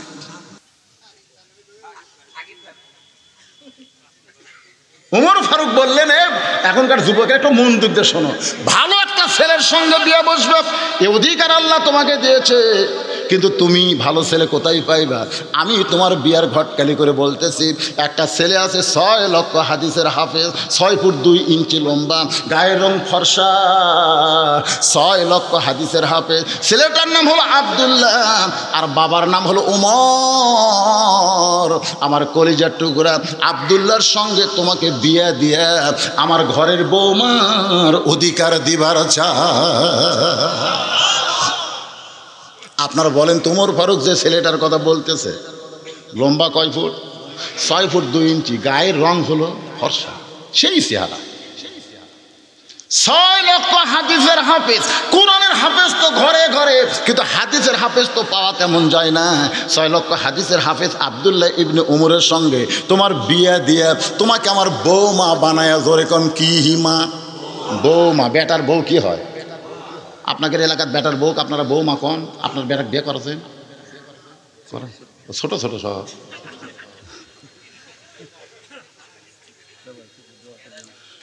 সঙ্গে সঙ্গে মেয়েটা কাঁদতেছে আর বলতেছে আমির আল মুমিনিন আপনার আব্দুল্লাহকে তো আমি বিয়ে করতে পারবো না। উমর ফারুক বলতেছেন কেন মা? আপনাকে বলতে হবে গোটা পৃথিবীর মধ্যে আপনার আব্দুল্লাহ সবচাইতে ভালো ছেলে, তাহলে আব্দুল্লাহর সঙ্গে বিয়া বসবো যদি আব্দুল্লাহর চাইতে কেউ ভালো থাকে। উমর ফারুক বললেন আমার আব্দুল্লাহর চাইতে ভালো কোনো ছেলে আমার চোখত পড়ে না। মেয়েটা বলতেছে আপনি হলেন 100 বোঝেন না? 100 আপনার আব্দুল্লাহ ছাড়া ভালো ছেলে আপনার চোখে পড়ে না, কিন্তু আমি একটা ছেলের খবর দিব, আপনি চিন্তা করে দেখেন তো সেই ছেলে আপনার আব্দুল্লাহর চাইতে ভালো না খারাপ? উমর ফারুক সোমকে বললেন মা তোমার কাছে আবার কোন ছেলের খবর আছে? মেয়েটা বলতেছে বাবার নাম হলো আলী, মায়ের নাম হলো ফাতেমা আর নানার নাম হলো মোহাম্মদ রাসূলুল্লাহ, যুবকটার নাম হইল হোসাইন। এখন আপনি বলেন এই আব্দুল্লাহ আর হোসাইন এই দুটার মধ্যে ভালো কোনটা? না আপনাদের কাছে বলতেছি না, এই মেয়ে উমরকে বলতেছে যে আব্দুল্লাহ আর হোসাইন এই দুইটার মধ্যে ভালো কোনটা? সঙ্গে সঙ্গে ওমর ফারুক বললেন সাইদুস শাবাব আহলের জান্নাত হাসান ও হুসাইন রাদিয়াল্লাহু তাআলা আনহুমা জান্নাতি যুবকদের সর্দার হবে দুইজন, একটা হলো হাসান আর একটা হলো হোসাইন। মেয়েটা বলতে তো হোসাইনের মতন ছেলে থাকতে আপনার আব্দুল্লাহর সাথে বিয়ে বসার কি ঠেকা?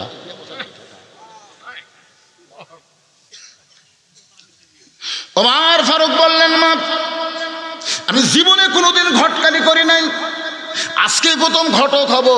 মেয়েটাকে নিরাপদ আশ্রয় দিয়া ওমর ফারুক পরন্ত বিকেলবেলায় হজরত আলীর বাড়ির দরজায় আসসালামু আলাইকুম ইয়া আহলাল বাইত, আপনার যখন কারো বাড়ির দরজা যাবেন এই সালামটা দেবেন, আসসালামু আলাইকুম ইয়া আহলাল বাইত আম্মাসা ইলা ফালা তানহা।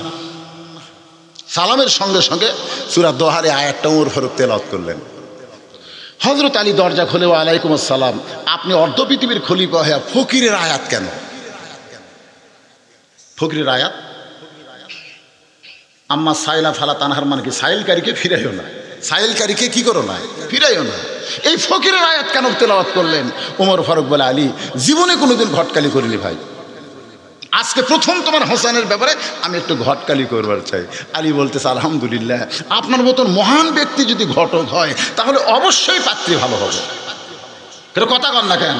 ঘটক যদি ভালো হয় পাত্রী। ওমর ফারুক বললেন কি বলবো, আমার আব্দুল্লাহকে সেই মেয়েটা চয়েস করে না।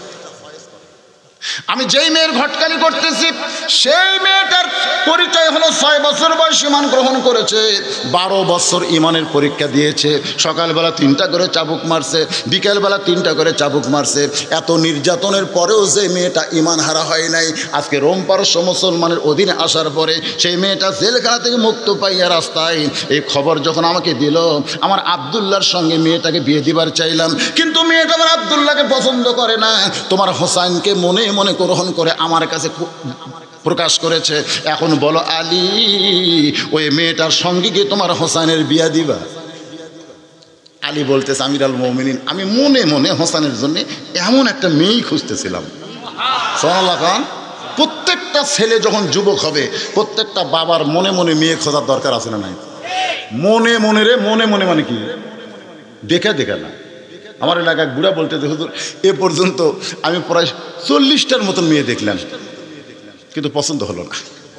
আমি বললাম কে বাদান আবার বিয়ে করবেন? না হুজুর আমার জন্য না, তো আমার ছেলের জন্য। আমি বললাম আপনার ছেলের জন্য আপনি মেয়ে দেখতেছেন কিভাবে? তো কাছে লাড়িয়ে চাড়িয়ে দেখতেছি হুজুর, লাড়িয়ে চাড়িয়ে দেখতেছে মানে হাত লাড়িয়ে, আর কয় মা তোমার হাত তো বেলানের মতন ভালোই, মাথার চুল লাড়ে, মুখ লাড়ে। ওই যে 40টা মেয়ে লাড়তে লাড়তে এই শালা বুড়া কিন্তু লুচ্চা হয়ে গেছে, ধরে কোন কথা ঠিক কি না? লুচ্চা হয়ে গেছে। এতগুলো মেয়ে লাড়লে ওই আর ভালো থাকে? লুচ্চা ওই আরো 100টা দেখবি আর বেটাকে বিয়ে করাও পারবি না। বেটার বউ বাপের জন্য দেখা যায়ই নেই যতক্ষণ ছেলে বিয়ে না করবে। হায় হায় কি অন্যায় আমরা করতেছি, লাড়িয়ে সাড়িয়ে। হযরত আলী বলতেছেন মনে মনে এমন একটা মেয়ের খবর আমি করতেছিলাম। ওমর ফারুক বলে আলী রে তাহলে আল্লাহ আমার ঘটকালি কবুল করেছে, আসো ভাই আল্লাহর শুকরিয়া দান, আমরা দুইজন মহব্বত করি। এবার হযরত আলী আর ওমর বুকের মধ্যে বুক ঠেকায়া আল্লাহুম্মা জিদ মুহাব্বাতাল লিল্লাহি ওয়া লিরাসূলি যখনই বলতেছে এমন সময় হোসাইন সালাম দেয় বলে ও মুরব্বীরা আপনার দুইজন যে হারে কোলাকুলি করতেছেন মনে হয় বিয়ে আপনারাই করবেন। আপনারা বলেন তো হোসেন রাদিয়াল্লাহু সম্পর্কে রাসূল কি বলেছেন? যে হোসেন আমি নবীকেও ছাড় দেয় না, হক কথা বলার জন্য জীবন দিবে কিন্তু কারবালার প্রান্তরে বাতিলের সঙ্গে আপোষ করবে না। লিল্লাহি তাকবীর। এই যুবকেরা এমনি হাসান হোসেন যুবকদের সর্দার, এমনি এমনি আপনার দুইজন যে হারে বুকের সঙ্গে বুক ঠেকাচ্ছেন মনে হয় বিয়ে আপনারাই করবেন। ওমর ফারুকের রাগ কম না বেশি? চেহারা রক্তের মতন লাল করে কে হোসাইন? আমরা দুইজন তোমার মুরব্বী, তোমার বাবাও মুরব্বী, আমিও মুরব্বী, এই দুইজন মুরব্বী মিলে যদি কোনো সিদ্ধান্ত নেই, তুমি কি সেই সিদ্ধান্ত গ্রহণ করবে না? হোসেন বলতেছে আপনার দুইজন আমার মুরব্বী আমি জানি, কিন্তু আসল মুরব্বী হিসাবে কেবলমাত্র আমার নানাকেই শুধু মানি। বেশি মুরব্বী মানলে তবলিগি দুই ভাগে হয়ে যায়। বেশি মুরব্বী মানলে এই বাংলাদেশের কোনো দল এক দল হবার পারে না। জোরে কোন কথা ঠিক কিনা? এই জন্য আল্লাহ কোরআনে বলেছেন, কুল, হে রাসূল আপনি বলেন, ইন কুনতুম তুহিব্বুন আল্লাহ ফাত্তাবিউনি। এত মুরব্বী ধরার দরকার নাই। আল্লাহর গোলামি যদি করতে চাও নবীর তরিকা মোতাবেক করে যাও। কাদরিয়া, চিশতিয়া, নকশবন্দিয়া, মোজাদ্দেদিয়া, এত তরিকা তো বানাবার কোলোকে, এত তরিকা, তরিকা একটাই, আতিউল্লাহ ও আতিউর ফাত্তাবিউনি। রাসূল বলেছেন, আল্লাহর পক্ষ থেকে বলা হয়েছে আমাকে ইত্তেবা করো, আমাকে, আমাকে, তার মানে কাকে? আপনারা কি বেজার হচ্ছেন? তো কথা শুনতেছেন না ঠিক মতো?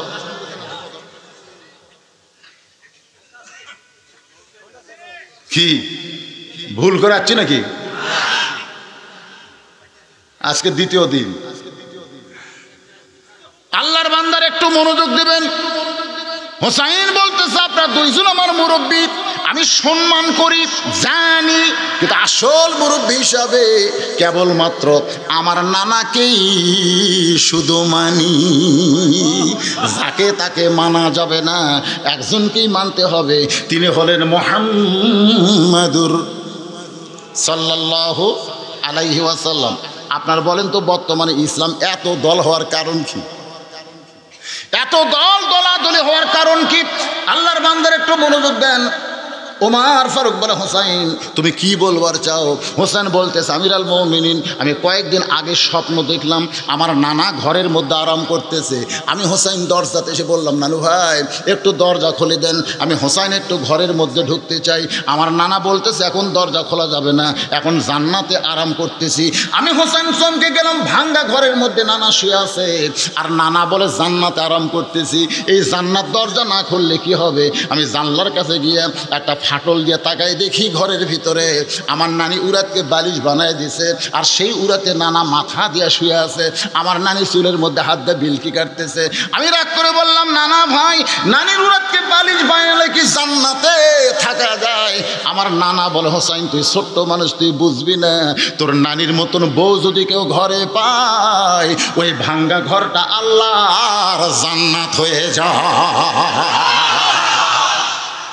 তুই ছোট্ট মানুষ, তুই বুঝবি না, তোর নানির মতন বউ যদি কেউ ঘরে পায়, ঘর ভাঙ্গা হলেও আল্লাহ সেই ঘর জান্নাত বানায় দেয়। হোসেন বলতেছে, আমির আল মুমিনিন, আমি সেই দিন থেকে নিয়ত করছি বিয়া যদি করা লাগে নানার মতো করব। ও বাবা, বাবা হয়তো আলীর কাছে গিয়ে বলতেছে, আপনার বউ আমার মা কেমন? আপনার বউ নাই, আমার মাও হয়, সেই বউটা আপনার কেমন? আপনি যেমন বিয়ে করছেন, আমার নানা যেমন বিয়ে করছে, বিয়ে যদি করাই লাগে তাহলে আপনাকে মতো করবেন। সুবহানাল্লাহ করবেন না? যে বউ ঘরত আসলে ভাঙ্গা ঘর জান্নাত হয়। এলা বউ কেরে এসার নামাজ পড়বে, এসে ঘর ঢোকমো, দেখি হিন্দু করে পূজার বাদ্য বাজতেছে, এটা বউ কিরে? আমি মুসলমানের ঘরত হিন্দুর পূজা কেন বাজে? যাই দেখি তো আমার বউকে ঠ্যাং ছাড়িয়ে দিয়ে স্টার জলসা দেখতেছে, চাপাত বসান লাগি। বসাছেন কোনোদিন?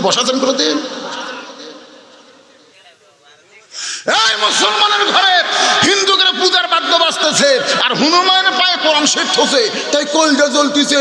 হনুমানের পায়ে কোরআন শরীফ, আরে হনুমান যে তোর ঘরের মধ্যে ঢুকে ড্যান্স মারতিছে। তুমি মুসলমান, তোমার বইয়ের কারণে আজকে হিন্দু করে পূজার বাদ্য মুসলমানের ঘরে বাজতেছে। দুই একটা বউ তালাক দিছে, কথা কন না কেন? দিবার চাচ্ছেন, দিবারও চান নেই। আল্লাহ কি কইছে? মরদ মানুষ বিয়া করলে দুটা কর। কটা কর? যেখানে বিয়ের আয়াত আছে, হুজুর বসে আছে, ডাটের হুজুর, দাওরা পাস, টাইটেল পাস, যেখানে বিয়ের আয়াত আছে সেখানে আল্লাহ বলছে মাস না, দুটা কর, পারলে তিনটা কর, পারলে চারটা কর। কিরে সময় সুযোগ মতো একটা তালাক দেওয়া লাগতে পারে, আরো তিনটা বাকি থাকবে, জোরে কর কথা ঠিক কিনা? আপনারা বলেন বউ ছেড়ে দিলে বউ পাওয়া যাবে, কিন্তু ইমান যদি একবার যায় আপনি যতই কান্দেন ইমান কি ফিরে পাবেন? আমার মায়েরা চিন্তা করতেছে আগেকার বক্তারাই ভালো, মেয়েকে ওয়াজ করেনি, ওটাই ভালো। যে করা শুরু করলো, কি বদনাম করতেছি, বদনাম। চিন্তা করেন হোসেন কি বলতেছে, আমার নানা যেমন বিয়ে করছে, আমার বাবা যেমন বিয়ে করছে, বিয়ে যদি করাই লাগে জীবনে ওই বাবার মতন আমার নানার মতন বিয়ে করবো। যাকে তাকে বিয়ে করে আমার শান্তির সংসার আমি নষ্ট করতে পারবো? হযরত আলী চোখ দিয়ে দর দর করে পানি পড়তেছে। উমর ফারুক বলে, আলী রে তোমার চোখের মধ্যে পানি। বলে হোসেন যে কথা বলতেছে আমিরুল মুমিনিন অত্যন্ত গুরুত্বপূর্ণ কথা।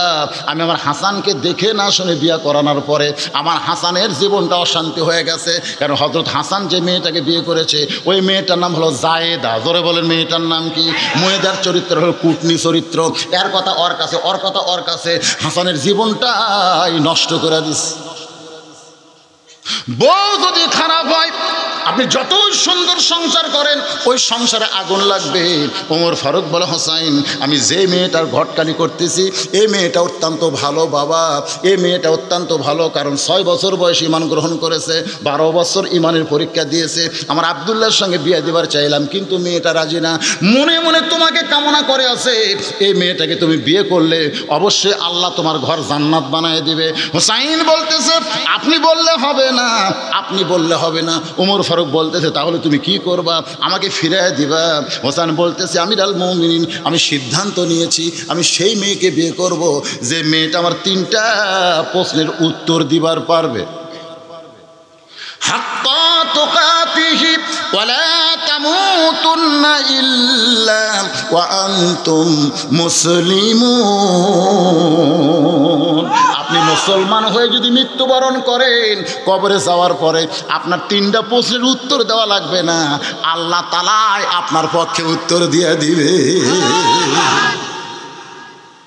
ওমর ফারুক বলতেছে বাবা তুমি যে মেয়েটাকে 3টা প্রশ্ন করবে সে প্রশ্ন 3টা বলো তো দেখি। হোসেন বলতেছে আপনি কি মেয়ে? আমি সিদ্ধান্ত নিয়েছি যে মেয়েকে বিয়ে করব ওই মেয়েটার সামনেই 3টা প্রশ্ন হবে। ওমর ফারুক বলে আলী তোমার হোসেন যে 3টা প্রশ্ন করবে তুমি কি প্রশ্ন সম্পর্কে জানো? আলী বলতেছে জীবনের প্রথম শুনলাম। ওমর ফারুক বলতেছে তুমি হচ্ছে আনা মাদিনাতুল ইলমে ও আলী ও বাবুহা। রাসূল বলেছেন আমি হচ্ছে ইলমের শহর, আলী হচ্ছে তার দরওয়াজা। আর তুমি যদি না জানো তাহলে মেয়েটা কেমনে জানবে? এক দৌড় হযরত ওমর যেই ঘরে মেয়েটা আছে সেই ঘরের দরজায় বললেন মা আমার আব্দুল্লাহকে বিয়ে কর রে মা। মেয়েটা বলতেছে হোসেনের খবর কি? বলে হোসেন সেই মেয়েকে বিয়ে করবে যে মেয়েটা 3টা প্রশ্নের উত্তর দিবার পারবে, যেই প্রশ্ন আমি ওমর জীবনে জানি না, তার বাবাও পর্যন্ত শোনে নাই, তাহলে তুমি কেমনে উত্তর দিবা? মেয়েটা বলতেছে আমিরুল মুমিনিন হোসেন কি 3টা প্রশ্ন করবে আমি জানি না, তবে আমার ঈমান বলতেছে আমি না পারলেও আমার আল্লাহ পারাবে। লিল্লাহে তাকবীর। আমাদের ঈমান কি কয়? যেইভাবে ভাই শোনেন যেইভাবে জবান বন্ধ করে দিছে, মিটিং নাই, মিছিল নাই, বিরোধী দলের কোনো অফিস নাই, আর নামবি না রে। আমাকে ঈমান কি বলতেছে আর হবি না। আমাকে এলাকার যারা নৌকা প্রতীক পাশে বাদ বাকি লোকেরা উইথড্র করছে, আর চেয়ারম্যানের কোনো প্রার্থী নেই। আমি বললাম কে ভাই বাদ বাকি কে? হবি না হুজুর, ওরা জোর করে হবি, আমরা ডান্ডাল ঠেকা করে।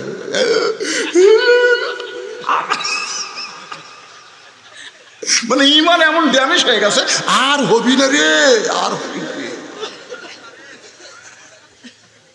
মেয়েটা বলতেছে আমার ঈমান বলতেছে ঈমান আমি না পারলেও আল্লাহ পারাবে। জোরে কোন সুবহানাল্লাহ। ঈমান ওয়ালার সাথে আল্লাহ আছে না নাই? জোরে কোন আছে না নাই? মেয়েটা বলে হোসেন কি তিনটা প্রশ্ন করবে আমি জানি না, তবে আমরা ইমান বলতেছে আমি না পারলেও আল্লাহ পারাবে। উমর ফারুক মারছে দৌড়। আলী বলতেছে এই মাত্র মন খারাপ করে গেলেন, আবার হাসতে হাসতে দৌড়ে এলেন কেন? বলে তারিখ করব। হোসেন বলতেছে কিসের তারিখ? কিসের?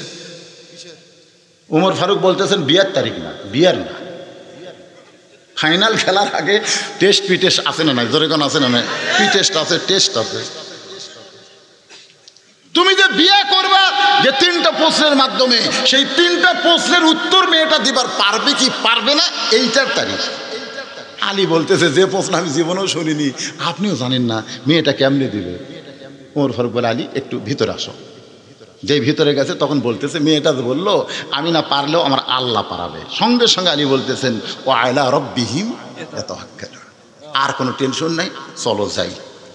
সোনাল্লাহ খান, আমরা ভরসা করবো কার উপর? রাসূল কি বলেছে? আল্লাহ 37 জন নেতা যেভাবে লাঠি দিয়ে আমার ভাঙ্গা বাড়ি ঘেরাও করে আছে, আর আপনি আমার মক্কা থেকে মদিনা যাবার কন, এরকে খালি চোখ খালি কুত্তের মতন চকচক করতেছে, কুত্তের হাতত লাঠি তরবারি নিয়ে বাড়ি আমার ঘেরাও করছে। আল্লাহ এই সময় আপনি আমাকে বাড়াবার করছেন। আলী বলতেছে এই জায়গাতে তো আল্লাহর ষড়যন্ত্র, এই জায়গাতে। আলী বলতেছে নবী এই জায়গাতে তো আল্লাহ ষড়যন্ত্র করছে, এতদিন আপনার বাড়ি কেউ পহরা দেয়নি, আর তখন আপনাকে হিজরতের হুকুম দিল না, আজকে সবাই যখন বাড়ি ঘেরাও করছে সেই সুযোগ আল্লাহ বলতেছে বাড়ান। তার মানে কি? আল্লাহ আপনাকে পিটন ফেলে দিবে। পিটন খাননি তাই হয়ে দেয়, তাই পিটন খাননি। নবী বুঝাচ্ছে আপনি পিটন খাননি তাই পেঁপে খাইছি। মুসা নবী খাচ্ছে, নীলদরি আল্লাহ রাস্তা বানায় দিছে, ইব্রাহিম আগুনত পুড়িছে, আল্লাহ শান্তির বাগান বানিয়ে দিচ্ছে, আর আপনার খালি মারিছে, চামড়া কাটা রক্ত বাড়াছে। বোঝেন না আল্লাহ আপনাকে দেখতে পারে? হিসাব করলে তো ঠিকই তাই। কিন্তু ইব্রাহিম নবী আগুনের চুলাত পড়তেছে, কুল্লাই আনারু কুনি বাড়াতাম আল্লাহ সালামান ইব্রাহিম। মুসা নবীর নদী পার হবে, আল্লাহ কয় রাস্তা হয়ে যা, আর আমাকে নবী কলেমার দাওয়াত দিচ্ছে, সমানে পাথর মারতেছে, চামড়া কাটা রক্ত বাড়াচ্ছে, কি বিপদ! হিসাব করছেন? কুনতুম খায়রা উম্মাতিন উখরিজাত লিন-নাস, আমরা সেই কষ্ট পাও নবীর উম্মত। জোরে কোন সুবহানাল্লাহ। এত সহজে বাংলার জমিনে কলেমার পতাকা দেখা সম্ভব নয়, ঠিক? একটু মনোযোগ দিয়ে শুনবেন। তারিখ মোতাবেক হযরত ওমর ডান পাশে বসে গেছে, আর হযরত আলী বাম পাশে বসে গেছে, আর হোসাইন বসেছে মাঝখানে। সামনে একটা চাদর দেওয়া হয়েছে, চাদরের ওই পারে ওই 18 বছরের মেয়েটাকে বসানো হয়েছে। বসার সাইজটা আগে দেখেন। ডান পাশে হযরত ওমর, ধরে কোন ডান পাশে কে? বাম পাশে হযরত আলী, মাঝখানে হোসাইন, আর সামনে একটা চাদর দেওয়া হলো। ওই চাদরের ওই পারে 18 বছরের মেয়েটাকে বসানো হয়েছে। এখন যদি বাংলার যুবকদেরকে বলা হয় ও বাজানেরা তোমরা বলো তো সামনে চাদর দেওয়ার কারণ কি? জোরে বলেন, আরো জোরে। অথচ মানিকগঞ্জের বেগম মমতাজ ওই কি? আচ্ছা বেগম মমতাজ ওই কি? এই বেগম মমতাজ একটা গান গাইছিল, শুনছেন? খাটিয়া যায় এ মারাত্মক গান, না জানে আগে কয় ওরে শরীয়তের মৌলানা চোখ দুইটা করলা কানা, শরীয়তের মৌলানা চোখ দুইটা করলা কানা, মনের পর্দা বড় পর্দা তোমরা খুঁজা পাইলা না, বুঝলো না? আহম্মদ শফি রহমতুল্লাহ আলাইকে মমতাজ বানালো তেতুল হুজুর। ধরে কন কি বানালো? কথা কন কি বানালো? আর কি বললো? শরীয়তের মৌলানা চোখ দুইটা করলা কানা, মনের পর্দা বড় পর্দা তোমরা খুঁজা পাইলা না, তেতুল হুজুর বুঝলো না? মনের পর্দা যদি বড় পর্দা হয় তাহলে হযরত ওমরের মন ভালো না খারাপ? হযরত হোসেনের মন ভালো না খারাপ? হযরত আলীর মন ভালো না খারাপ? তারপরে সামনে চাদর কেন দিল? মনের পর্দায় যদি পর্দা হয় তাহলে সামনে চাদর দেওয়ার কারণ কি? সামনে চাদর দিয়ে বুঝাইলো মনের পর্দা পর্দা না, পর্দা হলো আল্লাহর আইন। আজকে বর্তমান সরকার মেয়ে মানুষ, বিরোধী নেত্রীও মেয়ে মানুষ, ঠিক না? স্পিকারও মেয়ে মানুষ, আমি বলবো ধর্ষকের হাত থেকে যদি মেয়েদেরকে বাঁচাবার চান তাহলে মৃত্যুদণ্ড আইন দিয়ে ধর্ষণ বন্ধ করতে পারবেন না। এই ধর্ষণ বন্ধ করতে গেলে পর্দার আইন চালু করা লাগবে। ধরে কোন ঠিক কি না? একবার ওই যে টিএসসি চত্বরে পহেলা বৈশাখে ঢাকা টিএসসি চত্বর নাম শোনেননি? ওই টিএসসি চত্বরে একটা মেলা লাগছিল, নারী পুরুষ একত্র হলো। ওখানে কতগুলো বখাটে যুবক মেয়েদের গাঁত হাত দিছিল, এরকম দিছে হাত। এটা আবার সিসি ক্যামেরা ধরা পড়ছে। ধরে এখন কি ক্যামেরা? পরে টকশো হলো, আমি নিজে টকশো শুনছি চ্যানেলে। টকশো একজন উপস্থাপক বলতেছে যে এই সমস্ত বখাটে যুবকের হাত থেকে মেয়েদের বাঁচাবার গেলে কি করা লাগবে। তখন ঢাকা ভার্সিটির শিক্ষক ছিল, অনেকে ছিল, তারা বলতেছে এই বখাটে যুবক থেকে বাঁচাতে গেলে আরও র্যাব পুলিশের দরকার ছিল। যে পুলিশ ছিল, র্যাব ছিল খুব কম, এগুলো আরও বেশি করা দরকার। র্যাব পুলিশ যদি বেশি হয় মেয়েদের গায়ে বখাটে যুবক হাত দিবার পারবে না। এর উপরই 1 ঘন্টা অনুষ্ঠান শেষ। অনুষ্ঠান যখন শেষ হলো আমার বউ আমার চোখের দিকে তাকায় বলে, চোখের পানি খেন। আমি বললাম এই যে বুদ্ধিজীবীরা কইল যে বখাটে যুবক থেকে মেয়েদের বাঁচাবার গেলে র্যাব পুলিশ বেশি বাড়ালে আর যুবকের গায়ে হাত দিতে না। বউ কইছে ঠিকই তো কইছে, ঠিক। আমি বললাম কেরে পাগল, মনে করো র্যাব পুলিশ বেশি থাকার কারণে যুবকেরা মেয়েদের গায়ে হাত দিল না, কিন্তু আর বউকে আবার কিন্তু কি, কিন্তু যদি পুলিশ র্যাব হাত দেয় তখন, র্যাব পুলিশই যদি হাত দেয় তখন কি হবে? বউ কে র্যাব পুলিশ হাত দেয়, এরা কি ফেরেস্তা? ওর মধ্যে কি মাল নেয়?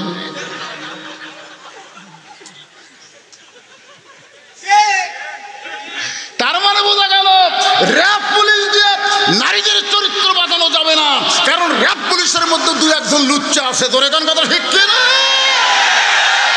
নারীদের বাঁচাবার গেলে আল্লাহর আইন লাগবে রে, এগুলো ফেসলা আইন দিয়ে কাম হবে না।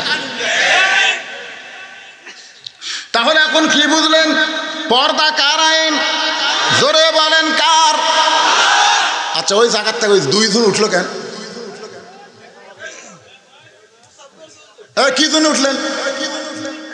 পেশাব লাগছে?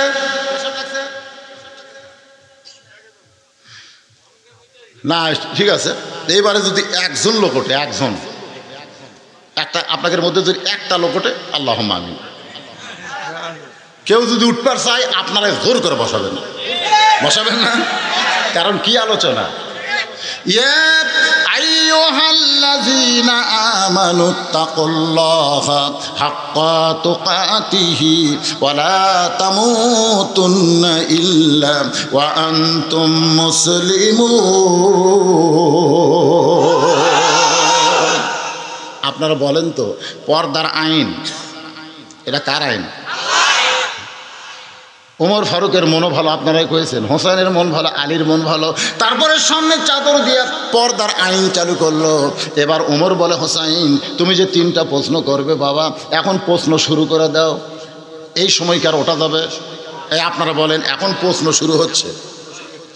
হোসাইন তুমি যে মেয়েটাকে 3টা প্রশ্ন করবে, উত্তর দিলে বিয়ে করবা, না দিলে করবা না, এখন তুমি প্রশ্ন শুরু করে দাও। এবার হোসাইন দাঁড়িয়ে বলতেছে, রে মেয়ে একটু মনোযোগ দিয়ে শুনবেন, আপনাদের অনুরোধ করতেছি একটু মনোযোগ দেন। মেয়ে তুমি একলা বসে আছো, তাই বলে তুমি একলা না, আমি হোসাইন বড় একলা হয়ে গেছি। রে মেয়ে তুমি একলা বসে আছো, তাই বলে তুমি একলা না, আমি হোসাইন বড় একা হয়ে গেছি। ওমর ফারুক বলে, হোসাইন তোমার ডান পাশে আমি বসে আছি, বাম পাশে তোমার বাবা বসে আছে, তুমি একলা কেন হলে? হোসাইন বলতেছে, রে মেয়ে 2 জন মহামানব দেহ নিয়ে আমার 2 পাশে বসে আছে, কিন্তু এই 2 জন মনে মনে তোমার পক্ষ নিয়েছে। এরা কিন্তু নিরপেক্ষ না, এরা খালি নির্বাচন কমিশনার হয়ে বসে আছে, মনে মনে নৌকার পক্ষ নিছে। একটা মার দিলাম ভাই।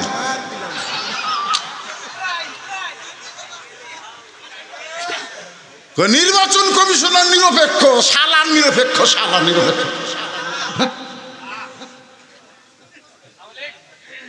কি হোসাইন বলতেছে, এই 2 জন দেহ নিয়ে আমার 2 পাশে বসে আছে, কিন্তু এই মহামানব 2টা মনে মনে তোমার পক্ষ নিছে।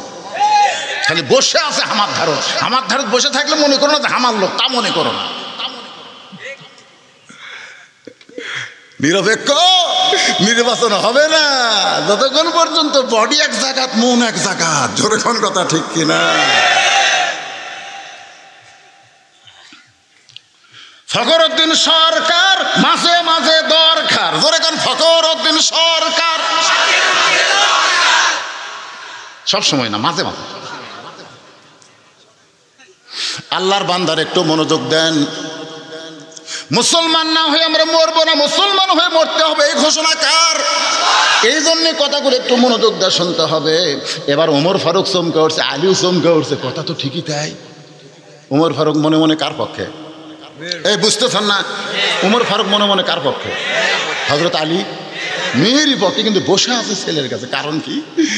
হযরত আলী তো ইচ্ছা করলে ওই পর্যায়ে বলতে পারতো, তুমি আমার ছেলের বউ হবে, তোমার নাকটা দেখি তো মা, তোমার মুখটা দেখি তো মা। না, অনেক সময় বাপ বেটাকে বিয়ে করবার যায় নিজেই বিয়ে করছে, দেখছি তো।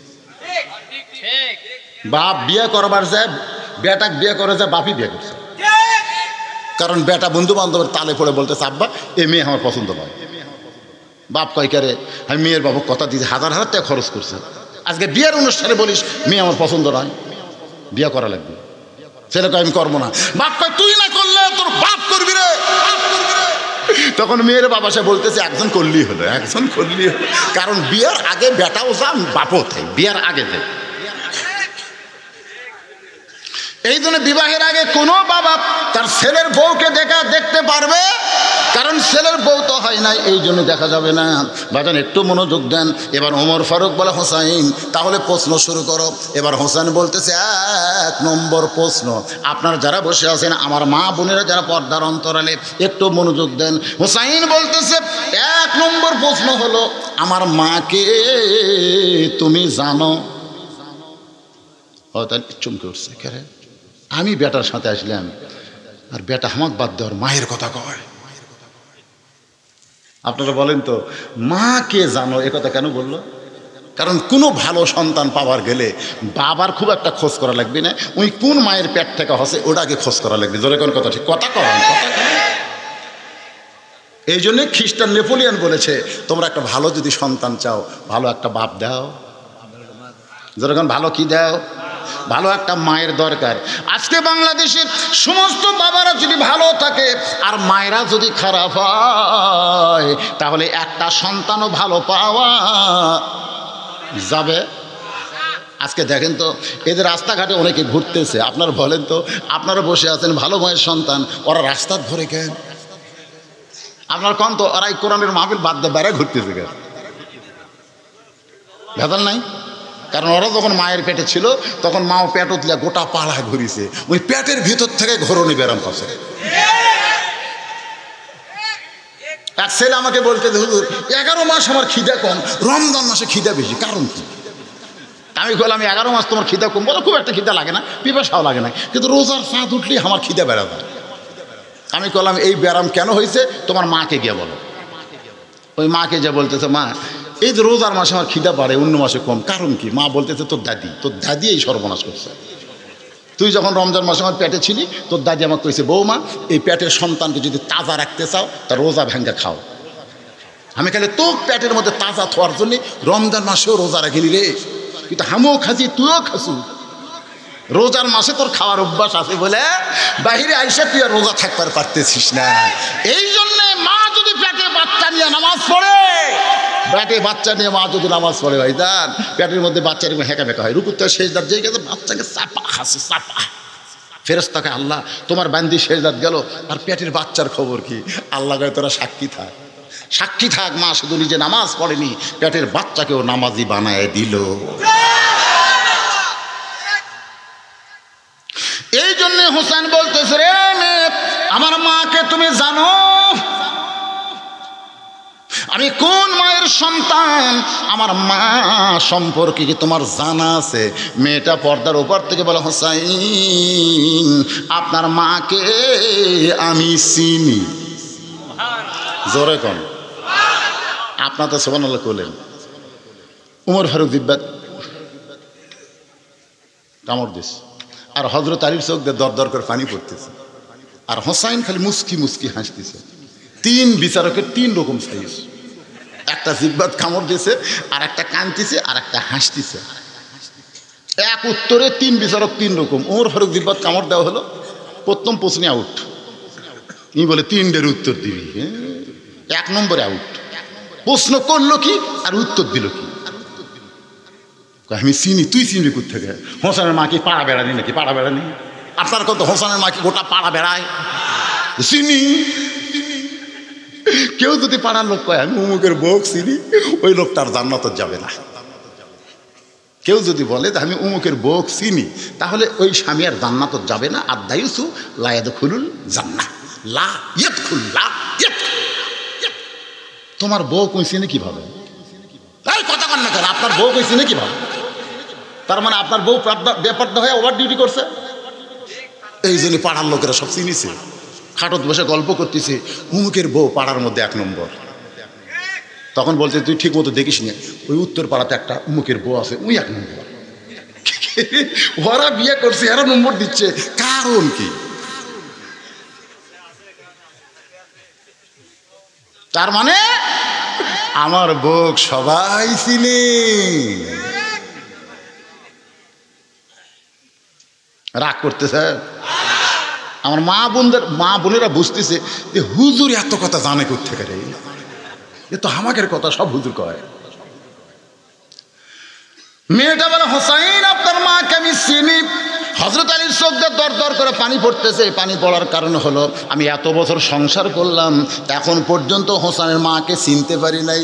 আমি সংসার করেছি এত বছর, তারপরে হোসেনের মাকে পুরাপুরি চিনতে পারি নাই। চিনবার পারেনি। গভীর রাত্রে হযরত আলী ঘুম থেকে চেতন পায় দেখে ফাতেমা ঘরত নাই।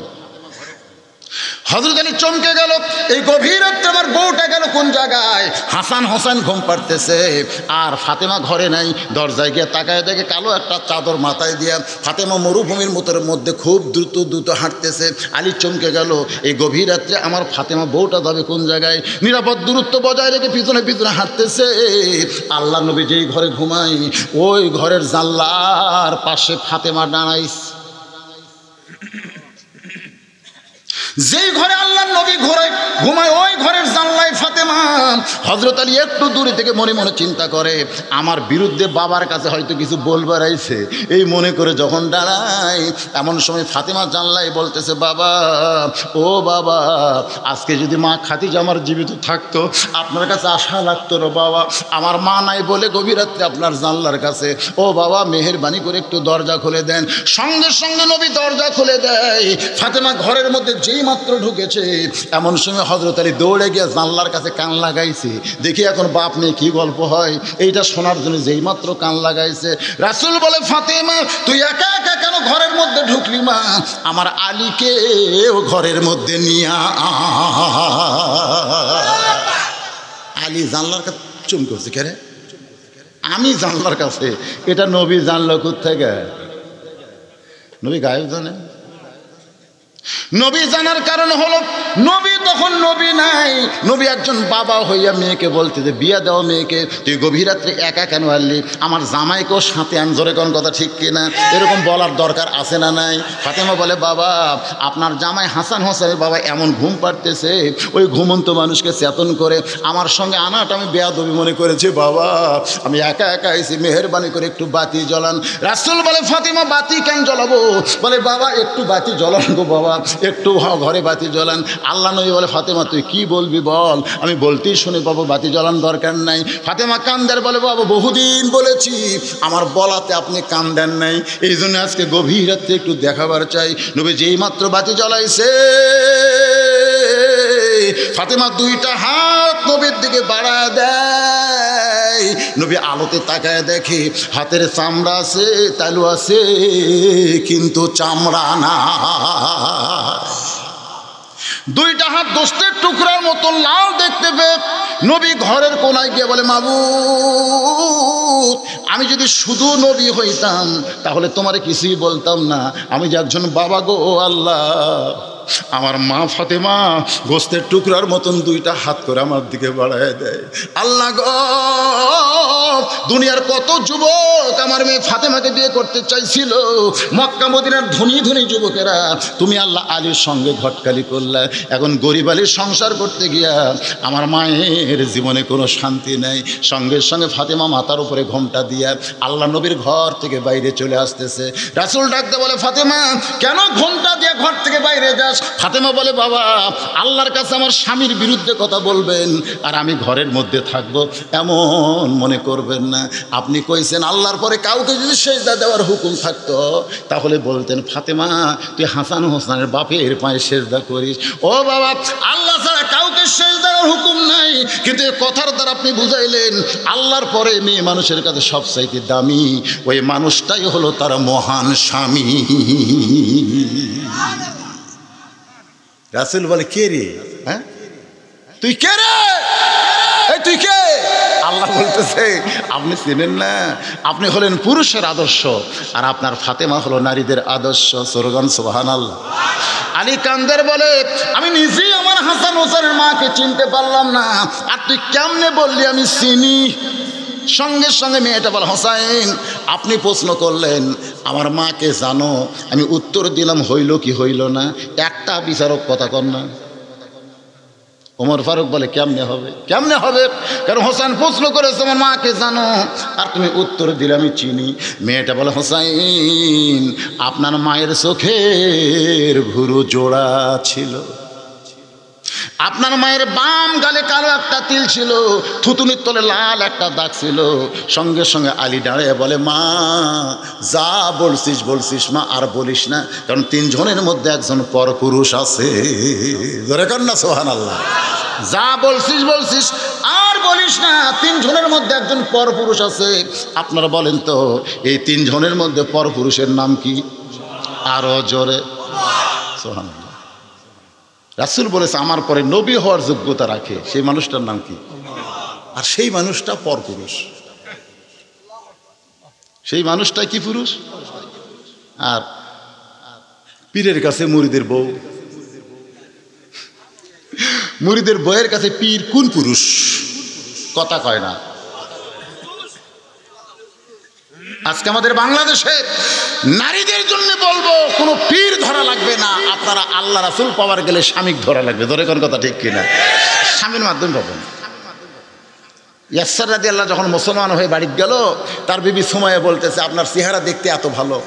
ইয়াসসার বলতেছে ঈমান গ্রহণ করার কারণে ঈমানের নূর আমার চেহারা দিয়ে প্রকাশ পায়। সুমাইয়া বলতেছে আমি ঈমান গ্রহণ করবার চাই। এক দৌড়ে নবীর কাছে যা বলে, ইয়া রাসূলুল্লাহ আমার বউটাও তো ঈমান গ্রহণ করবার চাই, আমি কি আমার বউকে আপনার কাছে আনবো? আল্লাহ রাসূল বললেন, বাল্লিগু আন্নি ওয়ালাউ আয়া, তুমি যতটুকু ধর্ম ব্যাপারে ঈমান ব্যাপারে জেনেছো তোমার বউকে জানায় দাও, আমার কাছে আনার দরকার নেই। তুমি তোমার বউয়ের কাছে কলেমার দাওয়াত দাও। ইয়াসসার বলে, আপনি আল্লাহর নবী হুজুর, আপনার কাছে আমার বউ আসলে অসুবিধা কি? রাসূল বললেন, আমার চারবার সিনা চাক করছে, আমার কাছে তোমার বউ আসলে আমার কিছুই মনে হবে না, কিন্তু তারপরও আমি যে লাকাদ কানা লাকুম ফি রাসূলিল্লাহি উসওয়াতুন হাসানা, আমি যে সকলের আদর্শ, আমার এইটা গ্রহণ করে অনেক ভণ্ডরা বলবে নবী যদি সাহাবীর বউকে কলমা পড়াবার পারে তা আমরা মুরিদের বউকে তালিম দিবার পারবো না। এই জন্যে নবী কোনো মেয়েদেরকেও কলেমার দাওয়াত দেয় নাই রে, স্বামীর মাধ্যমে দেওয়াইছে। ধরে কর সুবহানাল্লাহ। এরই নাম হলো ইসলাম। আলী বললেন, মা চোখের ভুরু জোড়া এটা হোসাইন বলতে পারে, কারণ সন্তান হওয়ার কারণে। বাম গালে কালো একটা তিল আমি বলতে পারবো আমার বউ হওয়ার কারণে। থুতুনির তলে লাল একটা দাগ এটা নবী বলতে পারবে ফাতেমা তার মেয়ে হওয়ার কারণে। সুবহানাল্লাহ। আপনারা কি খেয়াল করছেন? চোখের ভুরু জোড়া এটা হোসাইন ছেলে হওয়ার কারণে বলতে পারবে, কারণ মায়ের চোখের ভুরুর দিকে সন্তান বারবার তাকাবে, একটা কবুল হজের সওয়াব পাবে। আর স্বামী গালের মধ্যে তিল দেখবার পাবে, সুমা খাবার গে। আর জন্মের সময় থুতুরির তলে লাল দাগ এটা বাবা নবী হিসাবে বলতে পারবে। সরাল্লা কন্যা গান। রুমের জেলখানার মধ্যে বন্দি থাকে মেয়ে, তুমি কেমনে বলো? মেয়েটা বলতেছে, আমির আল মুমিনিন হোসাইন ও মুরব্বী শোনেন, ওই রোমের জেলখানার ভিতরে সকালবেলা শেরবিল কারারক্ষী আমাকে 3টা করে চাবুক মারে, বিকালে 3টা করে চাবুক মারে। ওই চাবুকের আগে তো জর্জরিত হয়ে একসময় আমি বললাম, ইন্নাল্লাযীনা ক্বালু রাব্বুনাল্লাহু সুম্মা ইসতাকামু তাতানাজ্জালু আলাইহিমুল মালাইকা আল্লা তাখাফু ওয়া লা তাহজানু ওয়া আবশিরু বিল জান্নাতিল্লাতী কুনতুম তুআদুন।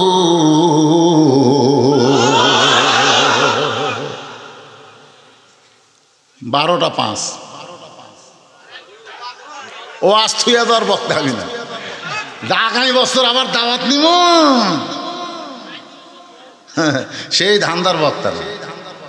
আপনাদের এই মধুপুর এই এলাকা থেকে না হলেও 30টা দাওয়াত আমার কাছে গেছে, 30টা আমি লইনি। কি জন্যে? হাই রে ঠেলা ভাই, যৌবনার ওই পথ থেকে বাড়ি পর্যন্ত যাতে ফজরে আজান দেয়, এতই ভাঙ্গা রাস্তা, ঘুম পাড়াটা কোনো বুদ্ধি নেই। তো মনে করতেছি এবার থুইয়া যাবো, আগামী বছর নেবো। আদালের সাথে সেই চুক্তি আমার হয়নি, কারণ আদালের সাথে সেই চুক্তি আমার আছে। আজকের ওয়াদ আজকেই শেষ। এতে যদি রাত 12:15 বাজে কোনো সমস্যা আছে? কোনো সমস্যা আছে?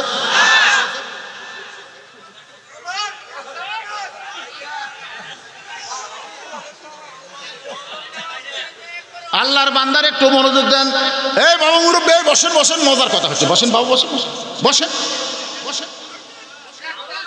লাগিছে পেশাব, রাত 12টা পার হয়ে গেছে, পেশাব করবি না? কিন্তু আপনারা 9টার সময় বিছনায় শোবার গেলে পেশাব করে যে শোবেন, ফজর আজান দিলেও যে চেতন পান না, এত লম্বা টমে ঘুম পাড়েন কেমনে? তার মানে বোঝা গেল পেশাবের চাইতে ঘুমের দাম বেশি। আপনারা বলেন তো, ঘুমের চাইতে আল্লাহর কোরআনের দাম বেশি না কম? আরো জোরে একটু মনোযোগ দিয়ে শুনবেন ভাই, যেন অল্প সময়ের মধ্যে গল্প শেষ করব। মনোযোগ দিয়ে শুনবেন। মেয়েটা বলতেছে, হোসাইন, আমি কানতে কানতে এক সময় বললাম, আল্লাহ, এই জেলখানার মধ্যে আমার দেখার মতন দুনিয়াতে কেউ নাই। এত কষ্ট, এত নির্যাতন, আমাকে সান্ত্বনা দেওয়ার কোনো মানুষ নাই। আল্লাহ আছে আসমানে, নবী আছে মদিনায়, এই জেলখানার মধ্যে এত নির্যাতনে আমার কে সান্ত্বনা দেবে? এই কথা বলে যখন ঘুমায় গেছি, ওই ঘুমের ঘরে স্বপ্নে দেখি আমার শিওরের পাশে নূরের একটা পুতুলি বসে বসে কাঁদতেছে। আমি কইলাম, কে গো আপনি? জান্নাতের হুরি না বেহেশতের পরী? আমার মাথায় হাত দিয়ে বললেন, মা, আমি জান্নাতের হুরিও না বেহেশতের পরীও না, আমি হলাম জগৎ বিখ্যাত মা ফাতেমা। আমি স্বপ্নে ফাতেমারে দেখে তার গোটা দেহ আবৃত করা, শুধু মুখটার দিকে তাকায় দেখি তার চোখের ভুরু জোড়া, বাম গালে কালো একটা তিল, থুতুনির তলে লাল একটা দাগ দেখতে পাই। সঙ্গে সঙ্গে হোসেন চিল্লা বলে, রে মেয়ে, আমি 1 নম্বর প্রশ্নের উত্তর যেমন আশা করেছিলাম, তার চাইতেও তুমি 100 গুণ সুন্দর দিয়েছ। ওমর ফারুক বলে, আলী ভাই, আমার ঘটকালি আল্লাহ কবুল করেছে। হোসেন বলে, এত সহজ না, কারণ 3টা প্রশ্নের উত্তর দিলে করব বিয়া, একটার উত্তর দিলে তো আমি বিবাহ করব। কেন? একটার উত্তর সবাই পারে। যখন কবরে বলা হবে মান রব্বুকে, হিন্দুরাও কবে আল্লাহ, খ্রিস্টানও কবে আল্লাহ, ইহুদিও কবে আল্লাহ, কারণ ঠেলাত পড়লে সগলি আল্লাহ। জোরে কোন কথা ঠিক কেন? ঠেলাত পড়লে আল্লাহ আছে না ভাই? কাজীপুর থেকে আমি আপনার মাঝনা বাড়ি যমুনার এই পার ওয়াজ করতে আসতেছি, গাড়ি ছুলাম কাজীপুর পৌরসভার মধ্যে, নৌকার উপরে করে আবার নিয়ে আসতেছি। বললো 2 ঘন্টা লাগবে হুজুর যমুনা পাড়ি দিতে। নৌকা যখন নদীর মাঝখানে, আসমানে কালো মেঘ করে বাতাস শুরু হলো। 100 যাত্রী নৌকা ছিল, তার মধ্যে 2টা হিন্দু। ওই 2 হিন্দু আমার কাছে এসে বলতে, হুজুর কিছু করেন। আমি বললাম, কি করবো? বলে, যে ভরে ঝড় উঠতেছে, নৌকা যদি ডুবে যায়, হুজুর কিছু করেন। আমি বললাম, কি করবো? বলে, হুজুর কি করবো জানেন না, আজান দেন। আমি কইলাম, কে তোমরা হিন্দু, আজানের কি বলবো? আমাদের বাড়ি হলো মুসলমান এলাকা, হুজুর এরকম বিপদ আসলে আজান দেয়, 1বার দিলে কমে 2বার দিলে ভালো হয়। আমি কইলাম, ঠিক আছে, তোমাকে ভগবানের খবর কি? 2 হিন্দু কয়, হুজুর খবরদার, আমাদের ভগবান তো সব জাগাত লয়, আমাদের ভগবান হলো জাগা মতো, আর মুসলমানের আল্লাহ হলো সব জাগাত। তার মানে বোঝা গেল ঠেলাত পড়লে হিন্দুরাও আল্লাহ কয়। ধরে কোন কথা ঠিক কেন? তাই মান রব্বুকা, এই উত্তর সবাই দেবে, কিন্তু যখনই বলবে অমা দিনুকা, তখন আল্লাহর কোরআন বলতেছে, ওয়ামান ইয়াবতাগি গায়রাল ইসলাম দীনান ফালান ইউকবালা মিনহু, একমাত্র মুসলমান ছাড়া এই 2 নম্বর প্রশ্নের উত্তর কেউ দিবার পারবে না। ওমর ফারুক বলে, হোসেন তাহলে 2 নম্বর প্রশ্ন করো। হোসেন বলতেছে, রে মেয়ে, আমার 2 নম্বর প্রশ্ন হলো, তুমি যে 6 বছর বয়সে ঈমান গ্রহণ করেছো, 12 বছর ঈমানের পরীক্ষা দিয়েছো, তোমার দাদা খ্রিস্টান, তোমার বাবা খ্রিস্টান, যে দেশে তুমি জন্ম নিয়েছো সেই দেশে সবাই খ্রিস্টান। আমার প্রশ্ন হলো, সবাই যেখানে খ্রিস্টান, তাহলে তুমি 6 বছর বয়সে ঈমানটা কেমনে পাইলা? তুমি ঈমান কেমনে পাইলা? স্বপ্নে পাইলা না কিভাবে পাইলা? এইটাই আমি জানতে চাই। ওমর ফারুক চমকে উঠছে, কে রে, এই প্রশ্ন তো আমারই করার কথা ছিল। 2 পাহাড়ের মাঝখানে মেয়েটা যখন আমাকে বলল যে 6 দিন হলো আপনাকে খুঁজতেছি, আমি বললাম কি জন্য খুঁজতেছো? তো 6 বছর বয়সে ঈমান গ্রহণ করে 12 বছর জেলখানায় বন্দি। তখন তো আমারই প্রশ্ন করা দরকার ছিল, 6 বছরে তুমি ঈমান কোথায় পেলে? যেই প্রশ্ন আমি ওমর করতে পারি নাই, সেই প্রশ্ন করেছে হোসাইন। জোরে কর সুবহানাল্লাহ। মেয়েটা বলে, হোসাইন 6 বছর বয়সে ঈমান কেমনে পাইলাম? জানবার যখন চান তাহলে শোনেন, আমি দুনিয়ার সাধারণ কোনো ঘরের মেয়ে না। আমার দাদা হলো রোম সম্রাট কাইসার। আমার দাদা একদিন পড়ন্ত বিকালে অন্দরমহলে গিয়া আমার মায়ের কাছে বলতেছে, আমার নাতনি কোথায়? আমার বয়স তখন 6 বছর। আমি মায়ের কাছে এসে বললাম, মা, দাদু আমার খুঁজতেছে কেন? দাদা খপ করে আমাকে ধরে বলতে, তো খোঁজার কারণ হলো আজকে আমাদের রোমের রাজ দরবারে খেলা হবি। খেলা? তুই কি খেলা দেখতে যাবি? খেলা খেলা না, এই যে বাংলাদেশের খেলা। এইবার ক্রিকেট খেলার যা রয়্যাল বেঙ্গল টাইগার যা কাম করেছে ভাই, বিমানবন্দরে সব নামতেছে, মানে চোর নামতেছে। 1 টাকা সম্পদ দেওয়ার কেউ নেই, কেন এমন ঠকা ঠকে আছে, ওর সম্পদ দিবি কে? কথাই কথা কয় রয়্যাল বেঙ্গল টাইগার। সাকিব আল হাসানকে প্রধানমন্ত্রী ঢাকাত কোটি টাকার ফ্ল্যাট দিছে, কোটি টাকার জায়গা দিছে। আর নাজমুস সাকিব 116টা দেশকে পরাজিত করে কোরআনের 1 নম্বর হয়েছে, তাকে এই একটা ফ্ল্যাট ফেলার দিবি? আমার মনে হচ্ছিল এবার বিমানবন্দরে নামতেছে শালারা, এটা কাছ থেকে সব কাটালেও দরকার। ধরে কর কথা ঠিক কিনা? একজন ক্রিকেটার বলতেছে, এইভাবে তোরা পরাজিত হলি কেন? বলে, পরাজিত হওয়ার কারণ হলো 90% মুসলমানের দেশে পরিমণি হাতত মিন্দি দিয়ে জেলখানা থেকে বের হয়, আমরা জিতমো কি করে? আলেমগুলো সব হাত করা আর বেশ্যার হাতত মিন্দি। গজব আসতে বাকি রে। কি মনে করতেছেন? কথা কর না কেন? কথা কর না কেন? আল্লাহর বান্দার একটু মনোযোগ দিয়ে শুনবেন।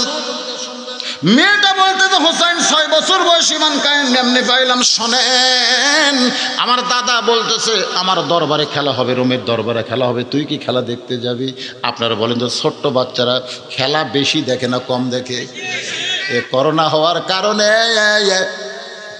ছোট বাচ্চাদের বাপ মা মোবাইল দিছে, এখন মোবাইল পাইয়া না। আমার এক লাতনি আছে, ওই মোবাইলের খেলা না দেখলে খায় না। আর মা একদিন আমার বলছে, আব্বু কি বিপদে পড়লাম, ও মোবাইল চালু করে না দিলে খায় না। যেই চালু করে খেলা দেবো তারপরে গপ গপ করে খায়। ছোট বাচ্চারা আসলে খেলাধুলা পছন্দ বেশি করে না কম করে? মেয়েটা বলে, হোসেন 6 বছর বয়সে আমার দাদার সঙ্গে আমি রোমের রাজ দরবারে আসার পরে দেখি দাদা বিশাল একটা সিংহাসনে বসে, সিংহাসনের পাশে ছোট্ট একটা চেয়ারে আমারে বসতে দিল। আমি বললাম, দাদু ভাই খেলা দেখার কথা বলে নিয়ে আসলেন, খেলা কোন জায়গায়? আমার দাদা বলে, ওই যে তাকায় দেখ। মেয়েটা বলে, হোসাইন 6 বছর বয়স ঈমান কেমনে পাইলাম? শোনেন, মুসলমানকে নিয়ে ঠাট্টা করতেছে, ওটা মানুষ না রে, ওটা মুসলমান। ওটা মানুষ না রে, ওটা মৌলবাদী। ওটা মানুষ না রে, ওটা জিম্বি। ওটা মানুষ না রে, কি? আমার এক মেয়ে আছে, একদিন বললো, আব্বু আজও 2টা জঙ্গি ধরা পড়ছে, এই জঙ্গিরা কোন জঙ্গলত থাকে? আমার মেয়ে ছোট মেয়ে, তো আমি শেষ বয়সে চান্স নিই, তো আরেকটা মেয়ে হবে, কেবল তার বয়স হচ্ছে 8 বছর। তুই খবরে শোনে জঙ্গি আজও ধরা পড়ছে। তা আমাকে এখন বারবার কয়, আব্বু এই জঙ্গি কি? এতে মাঝে ধরা পড়ে, এরা কোন জঙ্গলত থাকে? তা আমার চোখ দিয়ে পানি আসতেছে, আমার চোখ দিয়ে পানি আসতেছে। মেয়েটা বলে আব্বু কান্দেন কেন? আমি বললাম মা, যেদিন তোমার বাবা ধরা পড়বে সেদিন খবর হবে আর একটা জঙ্গি ধরা পড়েছে। মেয়েটা আমার বুকের মধ্যে ঢুকে আমার গালে চুমু খায়, কপালে চুমু খায়। আব্বু, আমির হামজার 2টা মেয়ে বড় কষ্টে আছে আব্বু, যেদিন আপনি ধরা পড়বেন আমারও বড় কষ্ট হবে।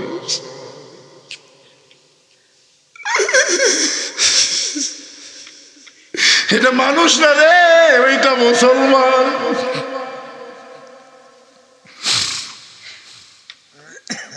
ছয় বছর আমি বললাম দাদু ভাই ওইটা মানুষ না, ওইটা মুসলমান, ওইটা নিয়ে কি খেলবে?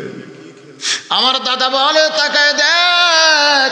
আমি তাকায় দেখি একটা চুলায় দাও দাও করে আগুন জ্বলতেছে। ওই চুলার উপরে বিশাল একটা ডেকচির মধ্যে মনে মনে তেল, নিচের আগুনের তাপে তেলগুলো টকবক টকবক টকবক করতেছে। আমার দাদা বলল নাতনি রে, আজকে এই মুসলমানকে হাত পাও বেঁধে উত্তপ্ত তেলের মধ্যে ফেলে দিব। আজকের খেলার নাম হলো মুসলমান মারার খেলা। আজকে গোটা পৃথিবীতে চলতেছে মুসলমান মারার খেলা। ওই ফিলিস্তিনের দিকে তাকান, ওই কাশ্মীরের দিকে তাকান, ওই মায়ানমারের দিকে তাকান, আফগানিস্তান চিন্তা করলো যতই জীবন দিব আর মার খাবো না, ওদেরকেও মার দেওয়া লাগবে। 20 বছর পরে আল্লাহ তাদের আবার ফিরাইয়া দিছে। ওয়ালা তাকুলু লিমান ইউকতালু ফি সাবিলিল্লাহি আমওয়াতুন বাল আহইয়াউ ওয়ালাকিন লা তাশউরুন। আল্লাহর বান্দার একটু মনোযোগ দেন। মেয়েটা বলে হোসাইন, আমার দাদা যখন এমন করে বলতেছে ওই মুসলমানকে উত্তপ্ত তেলের মধ্যে ফেলে দেব, মুসলমান পুড়ে মরে যাবে, আজকের খেলার নাম হলো মুসলমান মারার খেলা। আমি তখন আমার দাদার দিকে জোড়হাত করে বললাম দাদু ভাই, এই মুসলমান মারার খেলা কি বন্ধ করা যায় না? এই মুসলমানকে রিমান্ড দেওয়া, জঙ্গি করা বন্ধ করা যায় না? আমার দাদা বলতেছে 100 বার যাবে। ওই মুসলমান খালি একবার বলবে, কারণ তার চোখ বাঁধা, হাত বাঁধা, পাও বাঁধা, কিন্তু মুখটা তো আর বাঁধা না। ওই মুখটা শুধু একবার বলবে আল্লাহ রাসূল মানি না, আল্লাহ রাসূল মানি না, সঙ্গে সঙ্গে হাতের বাঁধন খুলে দেব, চোখের বাঁধন খুলে দেব, পায়ের বাঁধন খুলে দেব। ওই মুসলমান স্বাধীনভাবে চলে যাবে। আমি তখন চেয়ার ছেড়ে মুসলমানের কাছে গিয়ে বললাম, মুসলমান তুমি দেখতে পাচ্ছ না আগুনের চুলা জ্বলতেছে, তেলগুলো টকবক টকবক করতেছে, উত্তপ্ত তেলের মধ্যে ফেলে আমার দাদার হুকুমে তুমি মারা যাবে। বাঁচতে যদি চাও একবারের জন্য বলো আল্লাহ রাসূল মানি না। সঙ্গে সঙ্গে মুসলমান চিল্লায় বলে, ছোট্ট মেয়ে, তোমার কাছে তোমার জীবনের দাম বেশি। ইয়া আইয়ুহাল্লাযীনা আমানু বলে যখন আল্লাহ ডাক দেয়, তখন মুসলমানের কাছে জীবনের চাইতে ঈমানের দাম অনেক বেশি। আত্তাকুল্লাহ যখন আল্লাহ বলেছে, তখন আগুনের চুলার ভয় মুসলমানের কলিজার মধ্যে নাই। মুসলমানের কলিজার মধ্যে কার ভয়? হাক্কা তুকাতিহি, উত্তপ্ত তেলের মধ্যে মুসলমান পুড়ে যাবে। মুসলমান বিশ্বাস করে মুসলমান মরবে না, আল্লাহ মুসলমানের জান্নাত ঠিকানা বানায়া দিছে। মেয়েটা বলে হোসাইন, ওই চোখ বাঁধা, হাত বাঁধা, পা বাঁধা মুসলমান চিল্লায় বলতেছে, দরকার হলে আমি গোটা দুনিয়া ছাড়বো, এক মুহূর্তের জন্যে আমি আল্লাহ রাসূল ছাড়ব, এক মুহূর্তের জন্য আল্লাহ রাসূল ছাড়বো না। সঙ্গে সঙ্গে মেয়েটা বলে হোসাইন, আমার দাদা চেয়ার থেকে লাফ দিয়ে হুকুম দিল, মুসলমানকে হাত পা বেঁধে উত্তপ্ত তেলের মধ্যে ফেলে দাও। ওই মুসলমানকে যখন তেলের দিকে নিয়ে যাচ্ছে, আমি তখন বললাম, দাদু ভাই, একটা জীবন্ত মানুষকে আপনি পুড়ে মারবেন, এ দৃশ্য আমি দেখব না। আমার দাদা বলতেছে, দেখার জন্য নিয়ে আসি, দেখবি না কেন? দেখার জন্য নিয়ে আসি, তোকে দেখতেই হবে। আমাকে জোর করে আমার দাদা চেয়ারে বসায় রাখলো, আমার একটা হাত ধরে আছে। আমি তাকায় দেখি মুসলমান সিনা টান করে উত্তপ্ত তেলের দিকে আসতেছে। মুসলমান সিনা টান করে ফাঁসির মঞ্চে যাবে, মুসলমান সিনা টান করে ফাঁসির দড়ি গলায় নেবে। তারপরও মুসলমান রাষ্ট্রপতির কাছে বাঁচতে যাবে না। জোরে বলেন কথা ঠিক কিনা? মুসলমান কারে কয়? এটা বাংলার মুসলমান মুসলমানেরাও দেখেছে, তোরে কোন কথা ঠিক কিনা? উত্তপ্ত তেলের দিকে মুসলমান বীরের দিকে হাঁটতেছে, বীরের বেশে হাঁটতেছে, কারণ মুসলমান জানে তার মৃত্যু মৃত্যু না, তার মৃত্যু হলো জান্নাতে প্রবেশ করা। মেয়েটা বলে, হোসাইন যখন উত্তপ্ত তেলের একেবারে নিকটে নিয়ে আসলো, আমি সঙ্গে সঙ্গে দুইটা হাত, আমার চোখ এভাবে আমি ধরলাম, আমি একটা জীবন্ত মানুষকে পুড়ে মারবে আমি দেখতে পারবো না। যখন দুইটা হাত চোখ ধরেছি তখন আমি দেখতেছি ওই মুসলমানের জবান থেকে একটা নূর প্রকাশ পায়। সেই নূরটা হলো লা ইলাহা ইল্লাল্লাহু মুহাম্মাদুর রাসূলুল্লাহ। মেয়েটা বলে, হোসাইন বয়স হলো মাত্র 6 বছর। ওই মুসলমানের ইমানের নূরের কলেম আমার কানের মধ্যে দিয়ে ঢুকে আমার কলিজার মধ্যে কে যেন সেট করে দিল। আমি তখন তাকায় দেখি ওই মুসলমানের খাঁচা, এই দেহ নামক খাঁচাটা উত্তপ্ত তেলের মধ্যে পড়তেছে। কিন্তু খাঁচা তেলের মধ্যে পড়ার আগেই কে যেন ওই খাঁচার পাখিটা ধরে একটা সবুজ রঙের বাগানে ছেড়ে দেয়। আমি নিজে দেখলাম খাঁচা পড়তেছে, কিন্তু খাঁচার পাখি খাঁচা পড়ার আগেই ধরে সবুজ রঙের একটা বাগানে ছেড়ে দিল। পাখিটা উড়ে উড়ে যখন বাগানে যায় তখন খাঁচাটা উত্তপ্ত তেলের মধ্যে পড়ে পড়ে যাচ্ছে। খাঁচা নাই, খাঁচার মধ্যে পাখি নাই। মন তুই রইলি খাঁচার আসে, খাঁচা যে তোর কাঁচা বাসে। সবাই বলেন, মন তুই রইলি খাঁচার আসে, খাঁচা যে তোর কাঁচা বাসে। কোন দিন খাঁচা পড়বে খসে, কোন দিন খাঁচা পড়বে খসে, ফকির লালন কয় খাঁচার ভিতর অচিন পাখি কেমনে আসে যায়। আল্লাহর বান্দারা, মেয়েটা বলতে, হোসাইন আমার ভিতরে তো এমন জোর হলো, আমি হ্যাঁচকা টান দিলাম, আমার দাদা আমার হাতটা ধরে আছে। কারণ ইমানের আগে আর ইমানের পরে, আপনার বলেন তো ইমানের পরে মানুষের শক্তি কম না বেশি? হ্যাঁচকা হায় এরকম দিলাম, আমার দাদা হাত খুলে গেল। আমি এক দৌড়ে বাড়িতে গেলাম। আমি বাড়িতে গিয়ে দেখি আমার মা বসে আছে। ওই মায়ের সামনে আমি বললাম, মা লা ইলাহা ইল্লাল্লাহু মুহাম্মাদুর রাসূলুল্লাহ, লা ইলাহা ইল্লাল্লাহ মুহাম্মাদুর রাসূলুল্লাহ। আমার মা চিল্লায় বলতেছে, এই মুসলমানের কলমা তুই কোথায় পাইলি? এই কলমা যদি তোর দাদা তোর বাপ জানতে পারে তাহলে তোকে হত্যা করবে। মা এই মুসলমানের কলমা তুই বাদ দিয়ে দে। আমি তখন মায়ের গলা ধরে বললাম, মা এই কলমাওয়ালারা কোনো দিন মরে না, এই কলমাওয়ালারা কোনো দিন মরে না। আমার সোনার ময়না পাখি, বলেন এরা আব্দুল্লাহ নিনা হামিদ কইছে, আমার সোনার ময়না পাখি কোন দেশেতে উইরা গেলা রে। এটা ভুয়া কথা, কোন দেশেতে উইরা গেলার বলা। আমার সোনার ময়না পাখি খাঁচা খানা কবরে দিয়া জান্নাতে উইরা গেলি নাকি রে আমার সোনার ময়না পাখি। এক দৌড়ে আসলাম রাজদরবারে। আয়সা দিকে আমার দাদারা সৈন্য নিয়ে আনন্দ করতেছে। মুসলমান পুরে শেষ হয়ে গেল, মুসলমান পুরে শেষ হয়ে গেল। এতগুলো সৈন্য সামন্তের মধ্যে আমার দাদার সামনে দাঁড়িয়ে বললাম, দাদা কানার ভাগ্যে কোনোদিন ধন মিলবে না, কানার ভাগ্যে কোনোদিন ধন মিলবে না।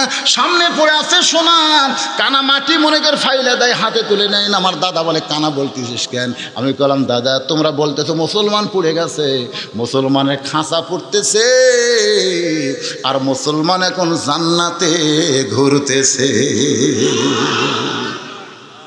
আমার দাদা কয়, তুই আমার নাতনি হয়ে মুসলমানের দল করিস কেন? বলে, মুসলমানের হত্যা করার সঙ্গে সঙ্গে আমি ঈমান গ্রহণ করছি। আমার দাদা কয়, এরা কোন জাত রে? এরা মরার সাথে সাথে আর একটা তৈরি করে দেয়।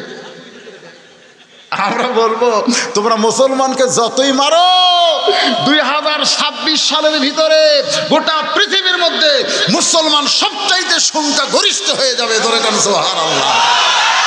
দেখেন যতই মার, এতে 26 আর যাচ্ছে কত 21, আর কয়েকদিন পরে 22 পড়বি। 26-এর মধ্যে গোটা পৃথিবীর ভিতরে মুসলমান সবচাইতে সংখ্যায় বেশি হবে। মারা কি করবো, মারা কি করবো? সুবহানাল্লাহ। এইভাবেই 6 বছর বয়স ঈমান গ্রহণ করেছি।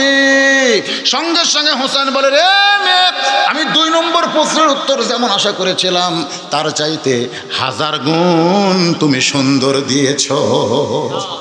ওমর ফারুক বলতেছে, আলী আমার ঘটকায় আল্লাহ কবুল করছে। হোসেন বলতেছে, এত সহজ না, এত সহজ, আর একটা প্রশ্নের উত্তর না দিবার পারলে আমি বিয়ে করবো না, শর্ত হলো 3টাই দেওয়া লাগবে। ওমর ফারুক বলে, হোসেন তাহলে 3 নম্বর প্রশ্ন করো। প্রশ্ন হবে, উত্তর হবে, তার আগে আপনাকে পকেট থেকে প্রত্যেক বছর এখানে মাহফিল হয়, কারা কারা চান আল্লাহকে একটু হাত দেখান তো দিকে, যারা চান হাত তোলেন না কেন, হাত তোলেন, লিল্লাহি আকবার, হাত নামান, হাত নামান। আপনারা এই কোরআনকে ভালোবাসেন না ভাইজান? আগামীকাল যিনি আসতেছে শোনেন, আগে ওঠেন না বাজান, আপনি উঠতেছেন কেন? আচ্ছা, এই যে শোনেন, এই যে আগামীকাল যিনি আসতেছেন, নাম শুনছেন? খালি ফয়জুল কবির, ডক্টর, ডক্টর। হ্যাঁ ভাইজান, এইরকম একজন কোরআনের দর্শ দেনওয়ালা আগামীকাল আসতেছে, এ ফার্স্টটা বক্তা। তারপর আসতেছে বাংলাদেশের সাইদি, দ্বিতীয় সাইদি নামে খ্যাত আব্দুল্লাহ আমিন। জোরে কোন কথা ঠিক কিনা? হুঁশ পাচ্ছেন না? এই যে একটা মাহফিল করতে গিয়ে কি হয়, আপনারা কোরআনকে যারা ভালোবাসেন, এখানে আল্লাহর 100 জন বান্দাকে আমি বলবো, একটা করে কোরআন শরীফ কেনার টাকা এই মাহফিলে দেওয়া লাগবে। মাত্র 200 টাকা একটা করে কোরআন। কোন আল্লাহ, একে কি ব্যারাম শুরু হলো? না তুলবে, এটা অফ করে থো। এখন এই টানাটানি করলে বুঝতে হবে মানুষের মন। 200 টাকা দিবেন, একটা কোরআন শরীফ দান করার সওয়াব আল্লাহ আপনার বাপ মায়ের কবরে দিবে। 200 টাকা নাই পকেটে? এতগুলো মানুষের মধ্যে মাত্র 100 জন মানুষ আমি চাই 200 করে টাকা। এই যে একজন বলা সাইন, একটা কোরআন শরীফ বাবদ